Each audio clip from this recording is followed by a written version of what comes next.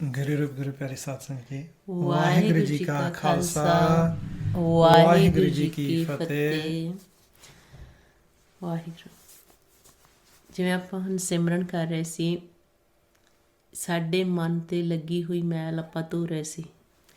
ਗੁਰੂ ਸਾਹਿਬ ਗੁਰਬਾਣੀ ਵਿੱਚ ਫਰਮਾਉਂਦੇ ਆ, ਸਹਿਸੇ ਜਿਉ ਮਲੀਨ ਹੈ ਕਿਤ ਸੰਜਮ ਧੋਤਾ ਜਾਏ, ਮਨ ਧੋਵੋ ਸ਼ਬਦ ਲਾਗੋ ਹਰ ਸਿਉ ਰਹੋ ਚਿਤ ਲਾਏ। ਮਹਾਰਾਜ ਕਹਿੰਦੇ ਜਿਹੜਾ ਸਾਡਾ ਮਨ ਆ ਸਹਿਸਿਆਂ ਫੁਰਨਿਆਂ ਦੇ ਨਾਲ ਮੈਲਾ ਹੋ ਚੁੱਕਾ, ਵਿਕਾਰਾਂ ਦੇ ਨਾਲ ਮੈਲਾ ਹੋ ਚੁੱਕਾ, ਕਿਹੜੀ ਵਿਧੀ ਦੁਆਰਾ ਇਹਨੂੰ ਧੋਤਾ ਜਾਏ। ਫਿਰ ਮਹਾਰਾਜ ਕਹਿੰਦੇ ਆ ਮਨ ਨੂੰ ਧੋਣਾ ਆ ਸ਼ਬਦ ਦੁਆਰਾ। ਜਦੋਂ ਆਪਾਂ ਸਿਮਰਨ ਕਰਦੇ ਇਹ ਮਨ 'ਤੇ ਲੱਗੀ ਹੋਈ ਮੈਲ ਨੂੰ ਅਸੀਂ ਲਾਉਣੀ ਆ, ਧੋਣੇ ਆ। ਇਸੇ ਤਰੀਕੇ ਨਾਲ ਮਹਾਰਾਜ ਗੁਰਬਾਣੀ ਵਿੱਚ ਦੱਸਦੇ ਆ ਜਿਹੜਾ ਸਾਡਾ ਮਨ ਆ ਇਹ ਪਰਮਾਤਮਾ ਵੱਲੋਂ ਇੱਥੇ ਖੇਲਣ ਭੇਜਿਆ ਗਿਆ ਆ। ਇਸ ਤਨ ਦੇ ਵਿੱਚ, ਸਾਡੇ ਇਸ ਸਰੀਰ ਦੇ ਵਿੱਚ ਮਨ ਦਾ ਸੰਯੋਗ ਕੀਤਾ ਗਿਆ ਅਤੇ ਇਹ ਹੁਕਮ ਦਾ ਬੱਧਾ ਹੁੰਦਾ ਆ। ਅਤੇ ਇਹ ਤਨ ਦੇ ਵਿੱਚ ਮਨ ਹੁੰਦਾ, ਪਰ ਇਹ ਵਿਚਾਰਾਂ ਦੇ ਵਿੱਚ, ਫੁਰਨਿਆਂ ਦੇ ਵਿੱਚ, ਦਹਿ ਦਿਸ਼ਾ ਵਿੱਚ ਤੁਰਿਆ ਫਿਰਦਾ ਹੈ। ਜਿਵੇਂ ਹੁਣ ਸਾਡੇ ਸਰੀਰ ਕਰਕੇ ਅਸੀਂ ਬੈਠੇ ਹਾਂ, ਫੁਰਨਾ ਆ ਗਿਆ, ਰਜੋਗੁਣੀ ਮਨ ਕਿਤੇ ਚਲਾ ਗਿਆ, ਕਦੇ ਮਨ ਕਿਤੇ ਭਟਕਦਾ ਆ। ਇਹ ਮਨ ਦੇ ਵਿਚਾਰ ਫੁਰਨੇ ਜਿਹੜੇ ਉਹੀ ਖਤਮ ਕਰਨ ਵਾਸਤੇ ਆਪਾਂ ਸਿਮਰਨ ਕਰਦੇ ਹਾਂ ਕਿ ਸਾਡਾ ਜਿਹੜਾ ਮਨ ਸਾਡੇ ਵੱਸ ਵਿੱਚ ਆ ਜਾਏ। ਗੁਰੂ ਸਾਹਿਬ ਕਹਿੰਦੇ ਇਹ ਮਨ ਖੇਲੇ ਹੁਕਮ ਕਾ ਬਾਧਾ, ਕਿ ਮਾਲਕ ਦੇ ਹੁਕਮ ਦੇ ਬੱਧਾ ਹੋਇਆ ਇਹ ਮਨ ਇੱਥੇ ਖੇਲਣ ਆਉਂਦਾ ਸੰਸਾਰ ਵਿੱਚ। ਫਿਰ ਜਦੋਂ ਅਸੀਂ ਹੁਣ ਸੰਸਾਰ 'ਚ ਵਿਚਰਦੇ ਹਾਂ, ਇਹ ਮਨ ਸਾਡੇ ਵੱਸ ਨਹੀਂ ਹੁੰਦਾ, ਵਿਚਾਰਾਂ ਫੁਰਨਿਆਂ ਦੇ ਵਿੱਚ ਅਸੀਂ ਤੁਰੇ ਫਿਰਦੇ ਹਾਂ। ਮਨ ਸਾਡਾ ਵਿਚਾਰਾਂ ਫੁਰਨਿਆਂ ਦੇ ਵਿੱਚ ਤੁਰਦਾ ਆ। ਕਹਿੰਦੇ ਇੱਕ ਖਿੰਨ ਮੈਂ ਦਹਿ ਦਿਸ ਫਿਰ ਆਵੇ, ਇਹ ਇੱਕ ਖਿੰਨ ਦੇ ਵਿੱਚ, ਇੱਕ ਪਲ ਦੇ ਵਿੱਚ ਦਸਾਂ ਦੁਸਾਵਾਂ ਵਿੱਚ ਤੁਰ ਕੇ ਆ ਜਾਂਦਾ, ਫਿਰ ਆਉਂਦਾ ਸਾਡਾ ਮਨ। ਅਤੇ ਜਦੋਂ ਪਰਮਾਤਮਾ ਕਿਰਪਾ ਕਰਦੇ ਆ ਤਾਂ ਇਹ ਜਿਹੜਾ ਸਾਡਾ ਮਨ ਸਾਡੇ ਵੱਸ ਵਿੱਚ ਆ ਜਾਂਦਾ। ਮਹਾਰਾਜ ਕਹਿੰਦੇ ਜਾਂ ਆਪੇ ਨਦਰ ਕਰੇ ਹਰ ਪ੍ਰਭ ਸਾਚਾ, ਜਦੋਂ ਪਰਮਾਤਮਾ ਸੱਚਾ ਸੱਚ ਵਾਹਿਗੁਰੂ ਕਿਰਪਾ ਕਰਦੇ ਆ ਤਾਂ ਇਹ ਮਨ ਸਾਡਾ ਵਸ ਆ ਜਾਂਦਾ, ਤਾਂ ਇਹ ਮਨ ਗੁਰਮੁਖ ਤਤਕਾਲ ਵਸ ਆਵੇ। ਹੁਣ ਮਹਾਰਾਜ ਨੇ ਆਪਾਂ ਨੂੰ ਗੁਰਬਾਣੀ ਵਿੱਚ ਮਨ ਦਾ ਖੇਲ ਸਮਝਾਇਆ। ਜਿਹੜਾ ਅਸੀਂ ਸਿਮਰਨ ਕਰਦੇ ਹਾਂ ਇਹ ਆਪਣੇ ਮਨ ਨੂੰ ਕਿਵੇਂ ਅਸੀਂ ਵਸ ਕਰਨਾ, ਕਿਵੇਂ ਮਨ ਦੀ ਸੋਝੀ ਲੈਣੀ, ਕਿਵੇਂ ਮਨ ਦੀ ਖੋਜ ਕਰਨੀ, ਉਹ ਗੁਰੂ ਬਾਣੀ ਦੁਆਰਾ ਆਪਾਂ ਇਸ ਖੇਲ ਨੂੰ ਸਮਝਦੇ ਹਾਂ। ਅਤੇ ਮਹਾਰਾਜ ਨੇ ਗੁਰਬਾਣੀ ਵਿੱਚ ਦੱਸਿਆ ਆ ਕਿ ਮਨ ਨੂੰ ਇੱਦਾਂ ਮੈਲ ਲੱਗੀ ਹੋਈ ਵਿਚਾਰਾਂ ਫੁਰਨਿਆਂ ਦੀ ਅਤੇ ਇਹ ਧੋਣੀ ਹੈ। ਫਿਰ ਮਹਾਰਾਜ ਨੇ ਦੱਸਿਆ ਆ ਕਿ ਮਨ ਨੂੰ ਅਸੀਂ ਕੁੱਟਣਾ ਵੀ ਸ਼ਬਦ ਦੁਆਰਾ। ਜਿਹੜਾ ਅਸੀਂ ਸਿਮਰਨ ਕਰਦੇ ਹਾਂ, ਮਹਾਰਾਜ ਕਹਿੰਦੇ ਕੂਟਨ ਸੋਏ ਜੋ ਮਨ ਕੋ ਕੂਟੈ। ਜਦੋਂ ਅਸੀਂ ਵਾਹਿਗੁਰੂ ਕਰਦੇ ਹਾਂ, ਇਹ ਮਨ ਨੂੰ ਅਸੀਂ ਕੁੱਟ ਰਹੇ ਹੁੰਦੇ, ਵਿਚਾਰਾਂ ਤੋਂ ਰਹਿਤ ਕਰਨਾ ਹੈ ਗੁਰੂ ਦੇ ਸ਼ਬਦ ਦੁਆਰਾ। ਮਹਾਰਾਜ ਕਹਿੰਦੇ ਮਨ ਕੂਟੈ ਤਉ ਜਮ ਤੇ ਛੁਟੈ। ਜਿਹੜਾ ਮਨ ਨੂੰ ਇੱਦਾਂ ਕੁੱਟ ਲੈਂਦਾ ਆ ਉਹ ਜਮਾਂ ਤੋਂ ਛੁੱਟ ਜਾਂਦਾ। ਕੁੱਟ ਕੁੱਟ ਮਨ ਕਸਵੱਟੀ ਲਾਵੈ। ਕਹਿੰਦੇ ਇਸ ਤਰੀਕੇ ਨਾਲ ਵਾਹਿਗੁਰੂ ਕਰ ਕਰਕੇ ਅਸੀਂ ਇਹ ਮਨ ਨੂੰ ਕੁੱਟ ਕੁੱਟ ਕੇ ਵਿਚਾਰਾਂ ਤੋਂ ਰਹਿਤ ਕਰਨਾ ਆ। ਸੋ ਕੂਟਨ ਮੁਕਤ ਬਹੁ ਪਾਵੇ। ਜਦੋਂ ਫਿਰ ਇਸ ਤਰੀਕੇ ਨਾਲ ਸਾਡਾ ਮਨ ਸ਼ਬਦ ਦੁਆਰਾ ਅਸੀਂ ਇਸ ਮਨ 'ਤੇ ਚੋਟ ਮਾਰਦੇ ਹਾਂ, ਕੁੱਟਦੇ ਹਾਂ, ਉਸ ਵਕਤ ਫਿਰ ਇਹ ਸਾਡਾ ਮਨ ਵਿਚਾਰਾਂ ਤੋਂ ਰਹਿਤ ਹੋ ਜਾਂਦਾ, ਮੁਕਤ ਹੋ ਜਾਂਦਾ। ਜਦੋਂ ਸਾਡੇ ਵਿਚਾਰ ਖਤਮ ਹੋ ਜਾਂਦੇ, ਫੁਰਨੇ ਖਤਮ ਹੋ ਜਾਂਦੇ, ਸਾਡਾ ਮਨ ਵਿਚਾਰਾਂ ਤੋਂ ਰਹਿਤ ਹੋ ਜਾਂਦਾ, ਇਹ ਮੁਕਤ ਹੋ ਜਾਂਦਾ। ਅਤੇ ਮਹਾਰਾਜ ਕਹਿੰਦੇ ਇਸ ਮਨ ਨੂੰ ਫਿਰ ਸਮਝਾਉਣ ਵਾਸਤੇ ਹੀ ਗਿਆਨ ਦਿੱਤਾ ਜਾਂਦਾ। ਜਿਹੜਾ ਆਪਾਂ ਬ੍ਰਹਮ ਦਾ ਗਿਆਨ ਗੁਰਬਾਣੀ ਦੁਆਰਾ ਲੈਂਦੇ ਹਾਂ, ਪਰਮਾਤਮਾ ਦੀ ਉਸਤਤ ਕਰਦੇ ਹਾਂ, ਇਹ ਗਿਆਨ ਸਾਡੇ ਮਨ ਨੂੰ ਸਮਝਾਉਣ ਵਾਸਤੇ ਆ। ਅਤੇ ਫਿਰ ਮਹਾਰਾਜ ਕਹਿੰਦੇ ਇਹ ਮਨ ਨੂੰ ਅਸੀਂ ਵਾਰ-ਵਾਰ ਸਮਝਾਉਣਾ ਹੈ। ਅਤੇ ਮਹਾਰਾਜ ਫਰਮਾਉਂਦੇ ਭਾਈ ਰੇ ਇਸ ਮਨ ਕੋ ਸਮਝਾਏ, ਕਿ ਸਾਡੇ ਇਸ ਮਨ ਨੂੰ ਅਸੀਂ ਸਮਝਾਉਣਾ ਹੈ। ਅਤੇ ਕਿਵੇਂ ਪਰਮਾਤਮਾ ਤੋਂ ਵਿਛੋੜਾ ਪਿਆ ਮਾਲਕ ਨਾਲ ਸਾਡਾ, ਅਤੇ ਕਿਵੇਂ ਇਸ ਮਨ ਨੇ ਫਿਰ ਵਾਪਸ ਪਰਮਾਤਮਾ ਦੇ ਨਾਲ ਮਿਲਾਪ ਕਰਨਾ। ਅਤੇ ਫਿਰ ਮਹਾਰਾਜ ਕਹਿੰਦੇ ਜਦੋਂ ਫਿਰ ਆਪਾਂ ਗੁਰਬਾਣੀ ਰਾਹੀਂ ਇਸ ਮਨ ਦੀ ਖੋਜ ਕਰਨੀ ਆ, ਅਤੇ ਅਸੀਂ ਜਦੋਂ ਮਨ ਦੀ ਖੋਜ ਕਰਾਂਗੇ ਸਾਨੂੰ ਨਾਮ ਦੀ ਪ੍ਰਾਪਤੀ ਹੋਏਗੀ। ਜਦੋਂ ਅਸੀਂ ਮਨ ਦੀ ਖੋਜ ਕਰਾਂਗੇ ਸਾਨੂੰ ਪਤਾ ਲੱਗ ਜਾਏਗਾ ਕਿ ਜਦੋਂ ਅਸੀਂ ਇਸ ਸਰੀਰ ਨੂੰ ਛੱਡਦੇ ਹਾਂ ਸਾਡਾ ਮਨ ਕਿੱਥੇ ਸਮਾਉਂਦਾ ਹੈ। ਗੁਰੂ ਸਾਹਿਬ ਗੁਰਬਾਣੀ 'ਚ ਸਾਡੇ ਮਨ ਦੀ ਖੋਜ ਦਾ ਭੇਦ ਦਿੰਦੇ ਆ ਕਿ ਜੇ ਤੁਸੀਂ ਮਨ ਦਾ ਭੇਦ ਲੈ ਲਿਆ ਤਾਂ ਤੁਸੀਂ ਪਰਮਾਤਮਾ ਨਾਲ ਮਿਲ ਜਾਓਗੇ। ਮਹਾਰਾਜ ਕਹਿੰਦੇ ਇਸ ਮਨ ਕੋ ਕੋਈ ਖੋਜੋ ਭਾਈ, ਤਨ ਛੂਟੇ ਮਨ ਕਹਾਂ ਸਮਾਈ। ਕਹਿੰਦੇ ਇਸ ਤਰੀਕੇ ਨਾਲ ਮਨ ਦੀ ਖੋਜ ਕਰੋ ਕਿ ਜਦੋਂ ਤੁਸੀਂ ਸਰੀਰ ਛੱਡਦੇ ਆ ਫਿਰ ਮਨ ਕਿੱਥੇ ਸਮਾਉਂਦਾ। ਫਿਰ ਮਹਾਰਾਜ ਕਹਿੰਦੇ ਇਸ ਮਨ ਕੋ ਕੋਈ ਖੋਜੋ ਭਾਈ, ਤੇ ਜਦੋਂ ਅਸੀਂ ਖੋਜ ਕਰਦੇ ਹਾਂ ਫਿਰ ਕਹਿੰਦੇ ਜਦੋਂ ਅਸੀਂ ਖੋਜ ਕਰ ਲੈਨੇ ਫਿਰ ਨਾਮ ਦੀ ਪ੍ਰਾਪਤੀ ਹੁੰਦੀ ਹੈ। ਇਸ ਮਨ ਕੋ ਕੋਈ ਖੋਜੋ ਭਾਈ, ਮਨ ਖੋਜਤ ਨਾਮ ਨੌਨਿਧ ਪਾਈ। ਫਿਰ ਸਾਨੂੰ ਉਹ ਖਜ਼ਾਨਾ ਪ੍ਰਾਪਤ ਹੋ ਜਾਂਦਾ ਜਦੋਂ ਅਸੀਂ ਆਪਣੇ ਮਨ ਦੀ ਖੋਜ ਕਰਨੀ ਸ਼ੁਰੂ ਕਰ ਲੈਂਦੇ ਹਾਂ। ਸਾਨੂੰ ਨਾਮ ਦਾ ਖਜ਼ਾਨਾ ਮਿਲਦਾ ਜਿਸ ਨਾਮ ਨਾਲ ਸਾਡੀ ਲਿਵ ਟੁੱਟੀ ਹੈ। ਫਿਰ ਮਹਾਰਾਜ ਨੇ ਸਾਨੂੰ ਸਮਝਾਇਆ ਆ ਕਿ ਇਸ ਮਨ ਨੂੰ ਅਸੀਂ ਦੇਖ ਸਕਦੇ ਹਾਂ। ਜਿਹੜਾ ਅਸੀਂ ਸਿਰਫ ਵਿਚਾਰ ਹੀ ਕਰਦੇ ਹਾਂ ਕਿ ਸਾਡਾ ਮਨ ਬੜਾ ਅਸ਼ਾਂਤ ਆ, ਮਨ 'ਚ ਬੜੇ ਭੈੜੇ ਖਿਆਲ ਆਉਂਦੇ, ਫੁਰਨੇ ਆਉਂਦੇ ਆ, ਬੇਕਾਰ ਆਉਂਦੇ ਆ, ਇਹ ਸਿਰਫ ਅਸੀਂ ਗੱਲ ਕਰਦੇ। ਅਤੇ ਮਹਾਰਾਜ ਕਹਿੰਦੇ ਇਸ ਮਨ ਨੂੰ ਤੁਸੀਂ ਦੇਖ ਸਕਦੇ ਆ। ਇਹ ਮਨ ਆਰਸੀ ਹੈ, ਇੱਕ ਜਿੱਦਾਂ ਇੱਕ ਸ਼ੀਸ਼ਾ ਆ, ਅਤੇ ਇਸ ਨੂੰ ਅਸੀਂ ਦੇਖ ਸਕਦੇ ਹਾਂ। ਮਹਾਰਾਜ ਨੇ ਆਪਾਂ ਨੂੰ ਗੁਰਬਾਣੀ ਵਿੱਚ ਦੱਸਿਆ ਆ ਕਿ ਇਹ ਮਨ ਆਰਸੀ ਕੋਈ ਗੁਰਮੁਖ ਵੇਖੈ। ਕਹਿੰਦੇ ਜਿਹੜਾ ਇਹ ਤੁਹਾਡਾ ਮਨ ਆ, ਆਰਸੀ ਕਹਿੰਦੇ ਆ ਮਿਰਰ ਨੂੰ, ਸ਼ੀਸ਼ੇ ਨੂੰ। ਕਹਿੰਦੇ ਕਿ ਇਹ ਮਨ ਜਿਹੜਾ ਤੁਹਾਡਾ ਇੱਕ ਸ਼ੀਸ਼ਾ ਆ, ਉਹਨੂੰ ਗੁਰਮੁਖ ਦੇਖ ਲੈਂਦੇ ਆ। ਜੇ ਹੁਣ ਆਪਾਂ ਵੀ ਅਭਿਆਸ ਕਰਦੇ ਹਾਂ, ਪ੍ਰੈਕਟੀਕਲ ਕਰਦੇ ਹਾਂ, ਸਾਨੂੰ ਜਿਹੜੇ ਸਾਡੇ ਮਨ ਦੀ ਅਸੀਂ ਗੱਲ ਕਰ ਰਹੇ ਹਾਂ, ਮਹਾਰਾਜ ਜੀ ਗੁਰਬਾਣੀ 'ਚ ਦੱਸਦੇ ਆ, ਉਹ ਅਸੀਂ ਮਨ ਨੂੰ ਦੇਖ ਸਕਦੇ ਹਾਂ। ਅਤੇ ਮਹਾਰਾਜ ਕਹਿੰਦੇ ਜਿਹੜੇ ਫਿਰ ਗੁਰਮੁਖ ਦੇਖਦੇ, ਕਹਿੰਦੇ ਮੋਰਚਾ ਨਾ ਲਾਗੇ ਜਾਂ ਹਉਮੈ ਸੁਖੇ। ਫਿਰ ਇਹਨੂੰ ਜੰਗਾਲ ਨਹੀਂ ਲੱਗਦਾ, ਫਿਰ ਹਉਮੈ ਜਿਹੜੀ ਸਾਡੀ ਖਤਮ ਹੋ ਜਾਂਦੀ ਹੈ। ਫਿਰ ਕਹਿੰਦੇ ਕੀ ਹੁੰਦਾ, ਅਨਹਦ ਬਾਣੀ ਨਿਰਮਲ ਸ਼ਬਦ ਵਜਾਏ, ਗੁਰ ਸ਼ਬਦੀ ਸੱਚ ਸਮਾਵਣੇ। ਕਿ ਜਦੋਂ ਅਸੀਂ ਮਨ ਦੀ ਖੋਜ ਕਰਦੇ ਹਾਂ, ਸਾਨੂੰ ਇਸ ਸਰੀਰ ਦੀ ਖੋਜ ਦੱਸੀ ਹੈ। ਮਨ ਦੀ ਖੋਜ ਕਰਨ ਨਾਲ ਸਾਨੂੰ ਅਨਹਦ ਬਾਣੀ ਦਾ ਭੇਦ ਲੱਗ ਜਾਣਾ। ਮਨ ਦੀ ਖੋਜ ਕਰਨ ਨਾਲ ਸਾਨੂੰ ਉਸ ਸ਼ਬਦ ਜਿਸ ਨਾਲ ਸਾਡੀ ਲਿਵ ਟੁੱਟੀ, ਨਾਮ ਨਾਲ ਲਿਵ ਟੁੱਟੀ ਆ, ਉਹਦਾ ਭੇਦ ਲੱਗ ਜਾਣਾ ਅਤੇ ਉਸ ਨਾਮ ਦੇ ਵਿੱਚ ਅਸੀਂ ਸਮਾ ਜਾਣਾ। ਇਸੇ ਤਰ੍ਹਾਂ ਮਹਾਰਾਜ ਕਹਿੰਦੇ ਕਿ ਇਹ ਜਿਹੜਾ ਮਨ ਆ, ਇਹਦੀ ਅਸੀਂ ਖੋਜ ਕਰਨੀ, ਸਿਮਰਨ ਕਰ ਕਰਕੇ ਇਸ ਦੀ ਖੋਜ ਹੋਣੀ ਹੈ, ਤਾਂ ਆਪਾਂ ਸਿਮਰਨ ਕਰਦੇ ਹਾਂ। ਕਈ ਕਹਿੰਦੇ ਕਿ ਇੱਦਾਂ ਲਗਾਤਾਰ ਸਿਮਰਨ ਕਰਨ ਦਾ ਕੀ ਫਾਇਦਾ।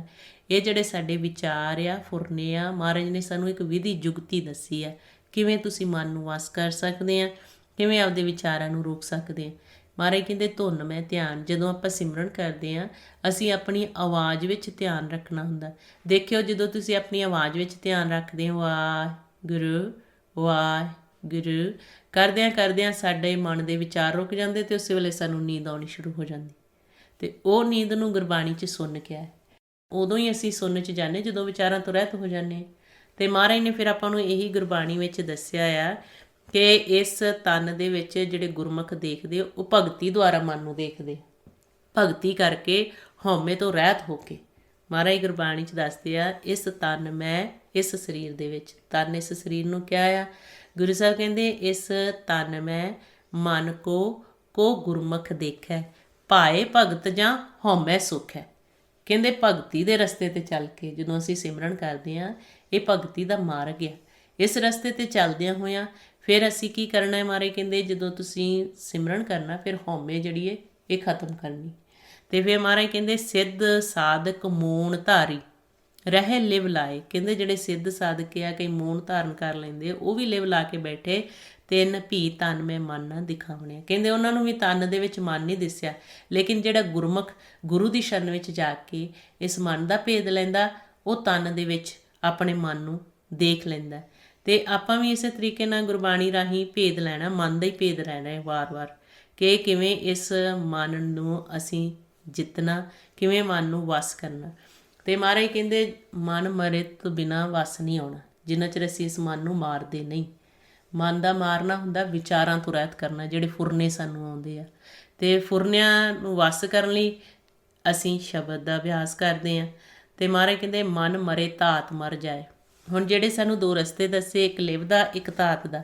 ਹੁਣ ਧਾਤ ਸਾਨੂੰ ਇਹ ਪਰਪੱਕ ਹੋ ਗਿਆ, ਜਿੰਨੇ ਆਪਾਂ ਵਿਚਾਰ ਸੁਣਦੇ ਵਾਰ-ਵਾਰ ਗੁਰਬਾਣੀ ਦੁਆਰਾ। ਜਿਹੜਾ ਧਾਤ ਦਾ ਰਸਤਾ ਹੈ, ਕਾਮ ਕ੍ਰੋਧ ਲੋਭ ਮੋਹ ਹੰਕਾਰ ਦਾ ਰਸਤਾ ਹੈ। ਜਦੋਂ ਇਸ ਰਸਤੇ 'ਤੇ ਮਨ ਜਾਂਦਾ ਆ, ਉਦੋਂ ਅਸੀਂ ਸਭ ਕੁਛ ਭੁੱਲ ਜਾਂਦੇ ਹਾਂ।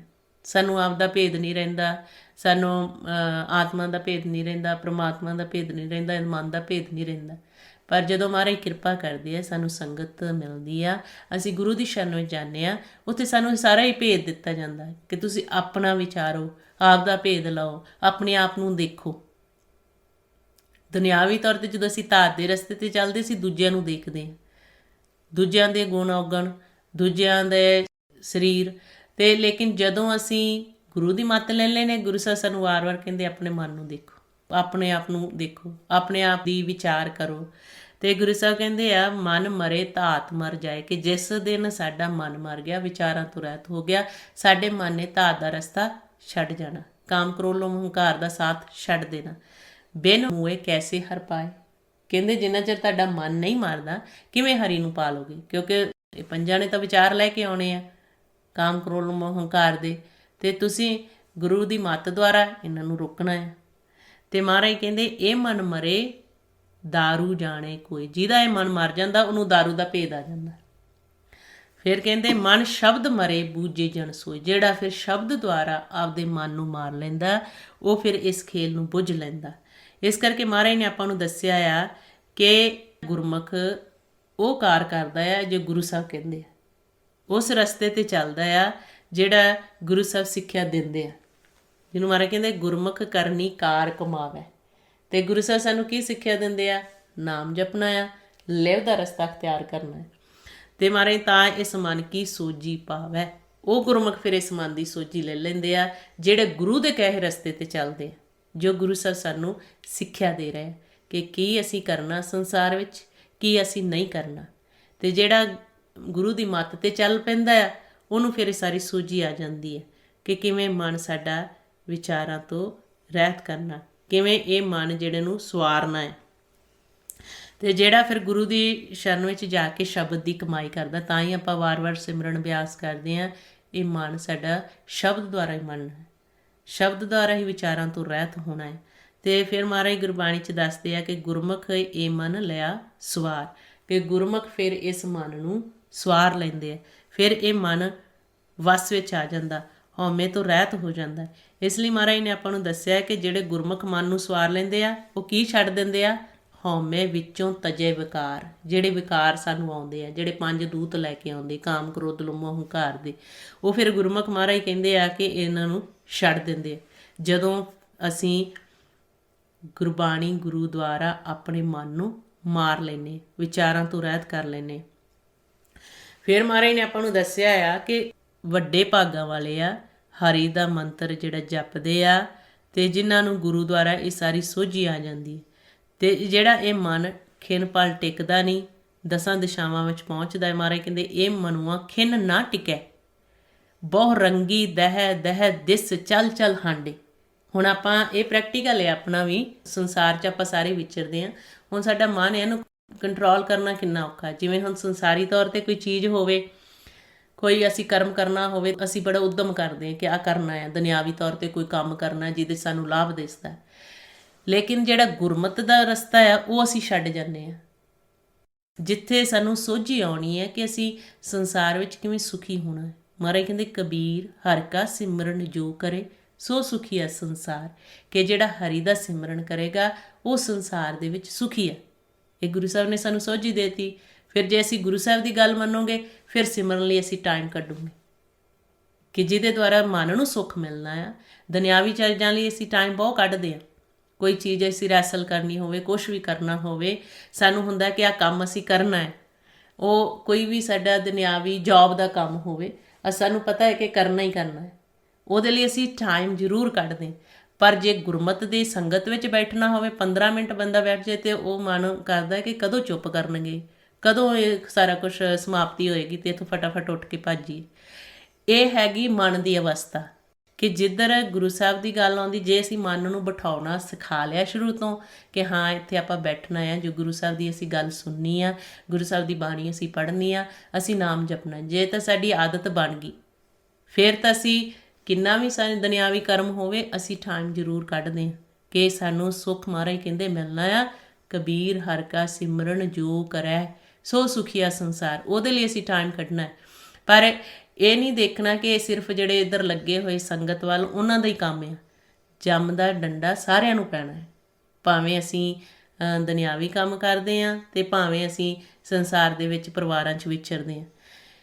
ਅਤੇ ਕਈ ਵਾਰੀ ਹੁੰਦਾ ਸਾਡਾ ਖਿਆਲ ਕਿ ਲੱਗੇ ਹੋਏ ਆ, ਇਹਨਾਂ ਦੀ ਸੰਗਤ ਕਰਨੀ ਹੈ, ਬਸ ਇਹੀ ਕਰੀ ਜਾਣ, ਸਾਡਾ ਤਾਂ ਕੋਈ ਹੈ ਹੀ ਨਹੀਂ। ਇਹ ਅਸੀਂ ਮਨ ਚੋਂ ਕੱਢਣਾ ਆ। ਗੁਰੂ ਸਾਹਿਬ ਨੇ ਸਾਰਿਆਂ ਨੂੰ ਸਾਨੂੰ ਸਮਝਾਇਆ ਹੈ ਕਿ ਸਿਰਫ ਇਹ ਨਹੀਂ ਜਿਹੜੇ ਸੰਗਤ ਕਰਦੇ ਜਾਂ ਜੋ ਗੁਰੂ ਘਰੇ ਸੇਵਾ ਕਰਦੇ ਆ ਉਹਨਾਂ ਦੀ ਬਸ ਇਹ ਡਿਊਟੀ ਹੈ ਕਿ ਕਰੀ ਚੱਲਣ।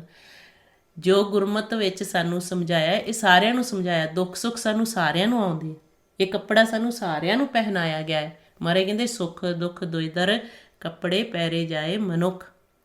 ਸਾਰਿਆਂ ਨੂੰ ਇਹ ਕੱਪੜਾ ਦਿੱਤਾ ਤੇ ਸਾਰਿਆਂ ਨੂੰ ਹੀ ਇਹਦੇ ਵਿੱਚ ਵਿਚਰਨਾ ਪੈਣਾ। ਸੋ ਮਹਾਰਾਜ ਨੇ ਆਪਾਂ ਨੂੰ ਗੁਰਬਾਣੀ ਰਾਹੀਂ ਇਹੀ ਵਾਰ-ਵਾਰ ਸਮਝਾਇਆ। ਕਹਿੰਦੇ ਫਿਰ ਜਦੋਂ ਇਹ ਮਨ ਸਾਡਾ ਟਿਕਦਾ ਨਹੀਂ, ਸਾਡੇ ਮਨ 'ਚ ਇੰਨੀ ਅਸ਼ਾਂਤੀ ਫੈਲ ਜਾਂਦੀ, ਨੀਂਦ ਨਹੀਂ ਆਉਂਦੀ, ਕਿਉਂਕਿ ਵਿਚਾਰ ਇੰਨੇ ਸਾਡੇ ਵੱਜ ਜਾਂਦੇ।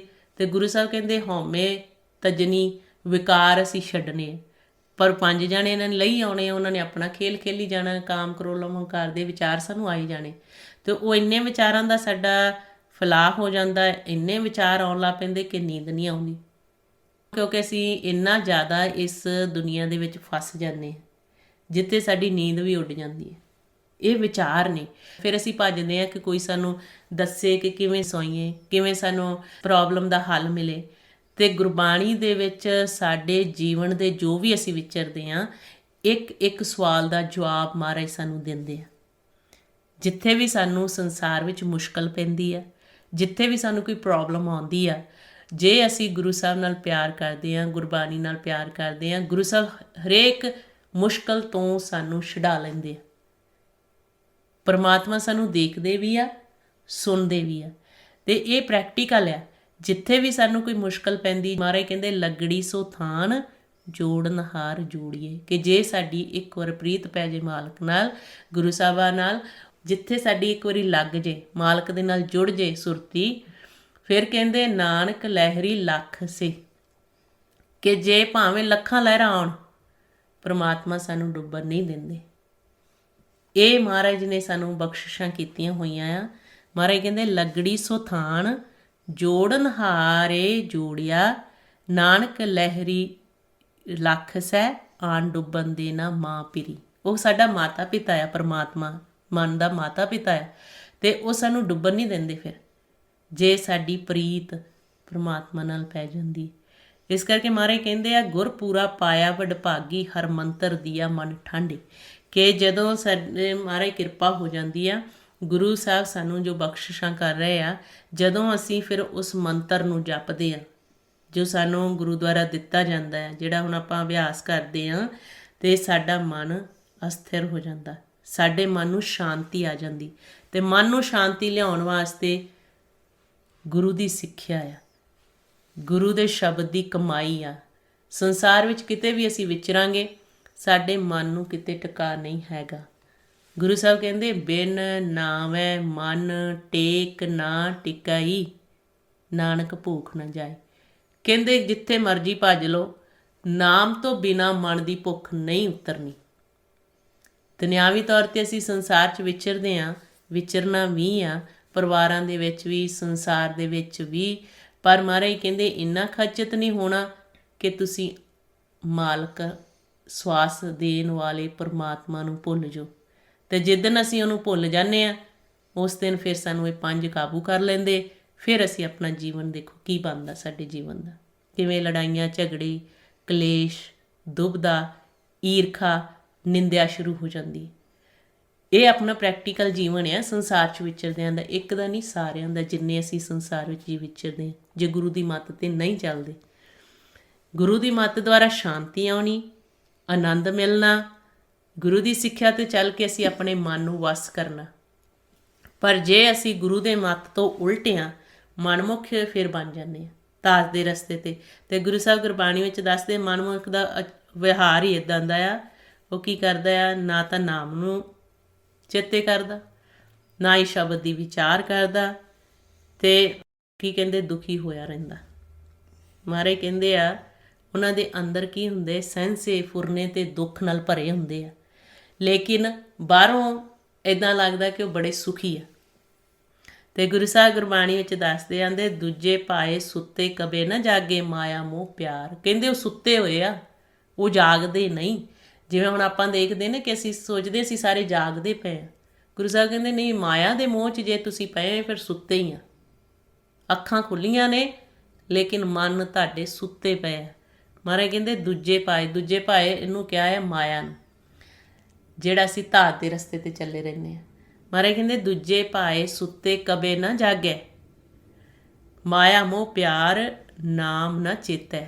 ਹੁਣ ਦੇਖਣਾ ਹੈ ਅਸੀਂ ਕਿ ਗੁਰੂ ਸਾਹਿਬ ਸਾਡੇ ਮਨ ਨੂੰ ਕੀ ਕਹਿ ਰਹੇ ਆ, ਤੇ ਅਸੀਂ ਆਪਣੇ ਮਨ ਦੀ ਅਵਸਥਾ ਦੇਖਣੀ ਕਿ ਸਾਡਾ ਮਨ ਕਿੱਥੇ ਖੜਾ ਹੈ। ਗੁਰੂ ਸਾਹਿਬ ਕਹਿੰਦੇ ਅੰਦਰ ਸਹਿਸਾ ਦੁੱਖ ਹੈ, ਆਪੇ ਸਿਰ ਧੰਦੇ ਮਾਰ। ਕਹਿੰਦੇ ਕਿ ਅੰਦਰ ਦੁੱਖ ਹੈ ਉਹਨਾਂ ਦੇ, ਸਹਿਸੇ ਫੁਰਨੇ ਆ, ਤੇ ਦੂਜੇ ਧਾਤ ਦੇ ਰਸਤੇ ਤੇ ਲੱਗੇ ਹੋਏ ਸੁੱਤੇ ਪਏ ਆ ਮਾਇਆ ਦੇ ਮੋਹ ਦੇ ਪਿਆਰ ਦੇ ਵਿੱਚ। ਫਿਰ ਆਂਦੇ ਕੀ ਅਵਸਥਾ ਮਨ ਦੀ ਹੋ ਗਈ, ਨਾਮ ਨਾ ਚੇਤੈ, ਕਿ ਨਾਮ ਨੂੰ ਯਾਦ ਨਹੀਂ ਕਰਦੇ, ਸ਼ਬਦ ਨਾ ਵਿਚਾਰੇ, ਸ਼ਬਦ ਦੀ ਵਿਚਾਰ ਨਹੀਂ ਕਰਦੇ। ਆ ਜਿਹੜੀ ਆਪਾਂ ਸ਼ਬਦ ਦੀ ਵਿਚਾਰ ਕਰਦੇ ਇਹ ਸਾਰਾ ਸਾਨੂੰ ਬ੍ਰਹਮ ਗਿਆਨ ਦਿੱਤਾ ਗਿਆ ਆ, ਸਾਡੇ ਮਨ ਨੂੰ ਸੁੱਝ ਦਿੱਤੀ ਗਈ ਆ। ਤੇ ਫਿਰ ਮਹਾਰਾਜ ਕਹਿੰਦੇ ਸ਼ਬਦ ਨਾ ਵਿਚਾਰੇ, ਇਹ ਮਨਮੁਖ ਕਾ ਆਚਾਰ। ਜੇ ਅਸੀਂ ਨਾਮ ਨਹੀਂ ਜਪਦੇ, ਜੇ ਅਸੀਂ ਸ਼ਬਦ ਦੀ ਵਿਚਾਰ ਨਹੀਂ ਕਰਦੇ, ਫਿਰ ਸਾਡਾ ਮਨ ਮਨਮੁਖ ਆ। ਤੇ ਮਹਾਰਾਜ ਕਹਿੰਦੇ ਮਨਮੁਖ ਦਾ ਇਹ ਵਿਹਾਰ ਹੁੰਦਾ ਸੰਸਾਰ 'ਚ। ਹੁਣ ਅਸੀਂ ਅੰਦਰ ਦੇਖਣਾ ਆ ਕਿ ਅਸੀਂ ਕੀ ਕਰ ਰਹੇ ਹਾਂ, ਅਸੀਂ ਮਨਮੁਖ ਬਣ ਕੇ ਜੀ ਰਹੇ ਹਾਂ ਕਿ ਅਸੀਂ ਗੁਰੂ ਦੀ ਮੱਤ 'ਤੇ ਚੱਲ ਕੇ ਜੀ ਰਹੇ ਹਾਂ। ਕਿਉਂਕਿ ਜੇ ਅਸੀਂ ਨਾਮ ਨਹੀਂ ਪ੍ਰਮਾਤਮਾ ਦਾ ਜਪਦੇ, ਸਾਨੂੰ ਜਿਸ ਸ਼ਬਦ ਨਾਲ ਸਾਡੀ ਲਿਵ ਟੁੱਟੀ, ਨਾਮ ਨਾਲ ਲਿਵ ਟੁੱਟੀ, ਉਸ ਦਾ ਭੇਦ ਨਹੀਂ ਲੱਗਦਾ, ਉਹਦੀ ਪ੍ਰਾਪਤੀ ਨਹੀਂ ਹੁੰਦੀ। ਜਿੰਨਾ ਚਿਰ ਉਹਦੀ ਪ੍ਰਾਪਤੀ ਨਹੀਂ ਹੁੰਦੀ ਉਹਨਾਂ ਚਿਰ ਨਾਮ 'ਚ ਸਮਾ ਕੇ ਸਾਡਾ ਜਨਮ ਮਰਨ ਖੰਡਨ ਨਹੀਂ ਹੁੰਦਾ। ਆਹ ਵਾਰੀ ਦੇ ਦਿੰਦੇ ਆ, ਫਿਰ ਸਵਾਸ ਖਰਚ ਕਰਕੇ ਚਲੇ ਜਾਂਦੇ, ਤੇ ਫਿਰ ਮਹਾਰਾਜ ਭੇਜ ਦਿੰਦੇ, ਜਾਓ ਫਿਰ ਖੇਲੋ। ਜਿੰਨਾ ਚਿਰ ਨਹੀਂ ਮਿਲਾਪ ਕਰਦੇ, ਮਹਾਰਾਜ ਕਹਿੰਦੇ ਹਰ ਨਾਮ ਨਾ ਪਾਇਆ, ਜਨਮ ਬਿਰਥਾ ਗਵਾਇਆ। ਇਹ ਮਨਮੁਖ ਦੀ ਮਹਾਰਾਜ ਗੱਲ ਕਰ ਰਹੇ, ਜਿਹੜੇ ਮਨ ਧਾਤ ਦੇ ਰਸਤੇ 'ਤੇ ਤੁਰੇ ਹੋਏ, ਉੱਧਰ ਹੀ ਉਹਨਾਂ ਦੀ ਲੱਗੀ ਹੋਈ ਲਿਵ। ਕਹਿੰਦੇ ਹਰ ਨਾਮ ਨਾ ਪਾਇਆ, ਜਨਮ ਬਿਰਥਾ ਗਵਾਇਆ। ਕਹਿੰਦੇ ਕਿ ਜਿਹੜਾ ਮਾਨਸ ਜਮਾ ਮਿਲਿਆ ਆ, ਦਿੱਤਾ ਸੀ ਵਾਰੀ ਹੀ, ਮਿਲ ਲਓ ਤੇ ਛੁਟਕਾਰਾ ਹੋ ਜਾਏਗਾ ਤੁਹਾਡਾ, ਫਿਰ ਨਹੀਂ ਆਉਣਾ ਜਾਣਾ ਪੈਣਾ। ਕਹਿੰਦੇ ਫਿਰ ਕੀ ਕਰਦੇ ਆ, ਨਾਨਕ ਜਮ ਮਾਰ ਕਰੇ ਖੁਆਰ। ਕਹਿੰਦੇ ਕਿ ਜਨਮ ਬਿਰਥਾ ਵੀ ਚਲਾ ਜਾਂਦਾ ਤੇ ਅੱਗੇ ਫਿਰ ਜੰਮ ਖੜੇ ਆ, ਖੁਆਰ ਕਰਦੇ ਆ ਕੁੱਟ-ਕੁੱਟ ਕੇ। ਸੋ ਇਹ ਆਪਾਂ ਨੂੰ ਗੁਰਬਾਣੀ 'ਚ ਸੋਝ ਦਿੱਤੀ। ਜਦੋਂ ਵੀ ਆਪਾਂ ਵਿਚਾਰ ਕਰਦੇ ਆ, ਗੁਰੂ ਸਾਹਿਬ ਬਖਸ਼ਿਸ਼ ਕਰਦੇ ਆ, ਇਹ ਅਸੀਂ ਸਾਰਿਆਂ ਨੇ ਆਪਣੇ ਮਨ ਨੂੰ ਸਮਝਾਉਣਾ। ਹਾਂਜੀ, ਸੋ ਅੱਜ ਦਾ ਜੋ ਪ੍ਰੋਗਰਾਮ ਹੈ ਐਤਵਾਰ ਦਾ ਪੋਡਕਾਸਟ, ਤੁਸੀਂ ਇਸ ਦੇ ਵਿੱਚ ਕੋਈ ਵੀ ਗੁਰਮਤਿ ਰਿਲੇਟਡ ਸਵਾਲ ਪੁੱਛ ਸਕਦੇ ਹੋ YouTube ਦੇ ਕਮੈਂਟਸ ਸੈਕਸ਼ਨ ਵਿੱਚ। ਜੇ ਤੁਸੀਂ ਕੋਈ WhatsApp 'ਤੇ ਵੀ ਸਵਾਲ ਪੁੱਛਣਾ ਚਾਹੁੰਦੇ ਉਹ ਵੀ ਤੁਸੀਂ ਲਿਖ ਕੇ ਭੇਜ ਸਕਦੇ ਆ। ਫੋਨ ਨੰਬਰ ਹੈਗਾ ਆ 00178071046090 0017807104609, ਅਤੇ ਤੁਸੀਂ WhatsApp 'ਤੇ ਵੀ ਸਵਾਲ ਭੇਜ ਸਕਦੇ ਹੋ। ਜੋ ਆਪ ਜੀ ਨੇ ਹੁਣ ਵਿਚਾਰ ਕੀਤੀ ਸੀ, ਤੁਸੀਂ ਇਸ ਦੇ ਵਿੱਚ ਬੜਾ ਕਲੀਅਰਲੀ ਦੱਸਿਆ ਕਿ ਗੁਰਬਾਣੀ 'ਚ ਦੱਸਿਆ ਹੋਇਆ ਕਿ ਅਸੀਂ ਆਪਣੇ ਮਨ ਨੂੰ ਮਾਰ ਕੇ ਧਾਤ ਦੇ ਰਸਤੇ ਤੋਂ ਹਟਾਉਣਾ ਹੈ। ਅਤੇ ਜੇ ਅਸੀਂ ਵਿਚਾਰ ਕਰੀਏ ਕਿ ਜਿਹੜਾ ਮਨ ਆ ਸਾਡਾ, ਜੇਕਰ ਅਸੀਂ ਨਾ ਇਹਨੂੰ ਕੁੱਟ ਕੇ ਸਿੱਧੇ ਰਾਹੇ ਪਾਇਆ, ਫਿਰ ਆਖਰਕਾਰ ਜਮਾ ਨੇ ਇਹਨੂੰ ਕੁੱਟਣਾ ਆ, ਉਹਨਾਂ ਦੀ ਕੁੱਟ ਸਾਡੇ ਤੋਂ ਸਹਿਨ ਨਹੀਂ ਹੋਣੀ। ਅਤੇ ਇਹਦੇ ਨਾਲੋਂ ਬੈਟਰ ਨਹੀਂ ਕਿ ਅਸੀਂ ਆਪਣੇ ਮਨ ਨੂੰ ਆਪ ਹੀ ਕੁੱਟ ਕੇ ਸਿੱਧੇ ਰਾਹ 'ਤੇ ਪਾਈਏ। ਦੂਜਾ ਤੁਸੀਂ ਨਾਲ ਵਿਚਾਰ ਕੀਤੀ ਸੀਗੀ ਕਿ ਇਹ ਜਿਹੜਾ ਮਨ ਆ ਇਹ ਲੋਹੇ ਦੀ ਨਿਆਈ ਆ, ਇਹਨੂੰ ਜਗਾਲ ਲੱਗਾ ਹੋਇਆ, ਜਿਹਨੂੰ ਰਸਟ ਕਹਿ ਦਿੰਦੇ ਅਸੀਂ ਇੰਗਲਿਸ਼ ਵਿੱਚ। ਅਤੇ ਕੱਲ੍ਹ ਨੂੰ ਇੱਦਾਂ ਨਾ ਕੋਈ ਸਮਝੇ ਕਿ ਕਹਿ ਦਿੰਦੇ ਨੇ ਕਿ ਬੜੇ ਤਰਕ ਕਰਦੇ ਹੁੰਦੇ ਆ। ਅਤੇ ਜੇ ਕਿਸੇ ਨੂੰ ਦੱਸੋ ਕਿ ਸਾਡਾ ਮਨ ਜਿਹੜਾ ਲੋਹੇ ਵਰਗਾ ਆ, ਉਹ ਮੋਹਰਿਓਂ ਕਹਿਣ ਕਿ ਜੀ ਲੋਹੇ ਦੀ ਵੀ ਤਾਂ ਕੀਮਤ ਹੁੰਦੀ ਆ। ਲੋਹਾ ਕਿਹੋ ਜਿਹਾ ਉਹ ਮਹਾਰਾਜ ਨੇ ਸਾਨੂੰ ਦੱਸਿਆ ਹੋਇਆ। ਮਹਾਰਾਜ ਇਸ ਮਨ ਨੂੰ ਮਨੂਰ ਕਹਿੰਦੇ ਆ, ਮਨੂਰ ਲੋਹਾ, ਮਨੂਰਾ ਕਹਿ ਦਿੱਤਾ ਇਸ ਮਨ ਨੂੰ, ਜਿਹੜਾ ਨਿਕੰਮੇ ਤੋਂ ਨਿਕੰਮਾ ਲੋਹਾ ਹੈ, ਕਿਸੇ ਕੰਮ ਦਾ ਨਹੀਂ ਹੈਗਾ। ਐਸਾ ਆ ਸਾਡਾ ਮਨ। ਮਹਾਰਾਜ ਫਰਮਾਉਂਦੇ ਨੇ ਗੁਰਬਾਣੀ ਵਿੱਚ, ਧੰਦਾ ਧਾਵਤ ਮਨ ਭਿਆ ਮਨੂਰਾ, ਫਿਰ ਹੋਵੇ ਕੰਚਨ ਭੇਟੈ ਗੁਰਪੂਰਾ। ਕਹਿੰਦੇ ਕਿ ਇਹ ਸਾਡਾ ਮਨ ਜਿਹੜਾ ਹੈ ਮਨੂਰ ਹੋ ਚੁੱਕਾ ਆ, ਐ ਨਿਕੰਮਾ ਲੋਹਾ, ਨਿਕੰਮੇ ਤੋਂ ਨਿਕੰਮਾ ਲੋਹਾ ਜਿਹੜਾ ਕਿਸੇ ਕੰਮ ਨਹੀਂ ਆਉਂਦਾ, ਐਸਾ ਸਾਡਾ ਇਹ ਮਨ ਆ।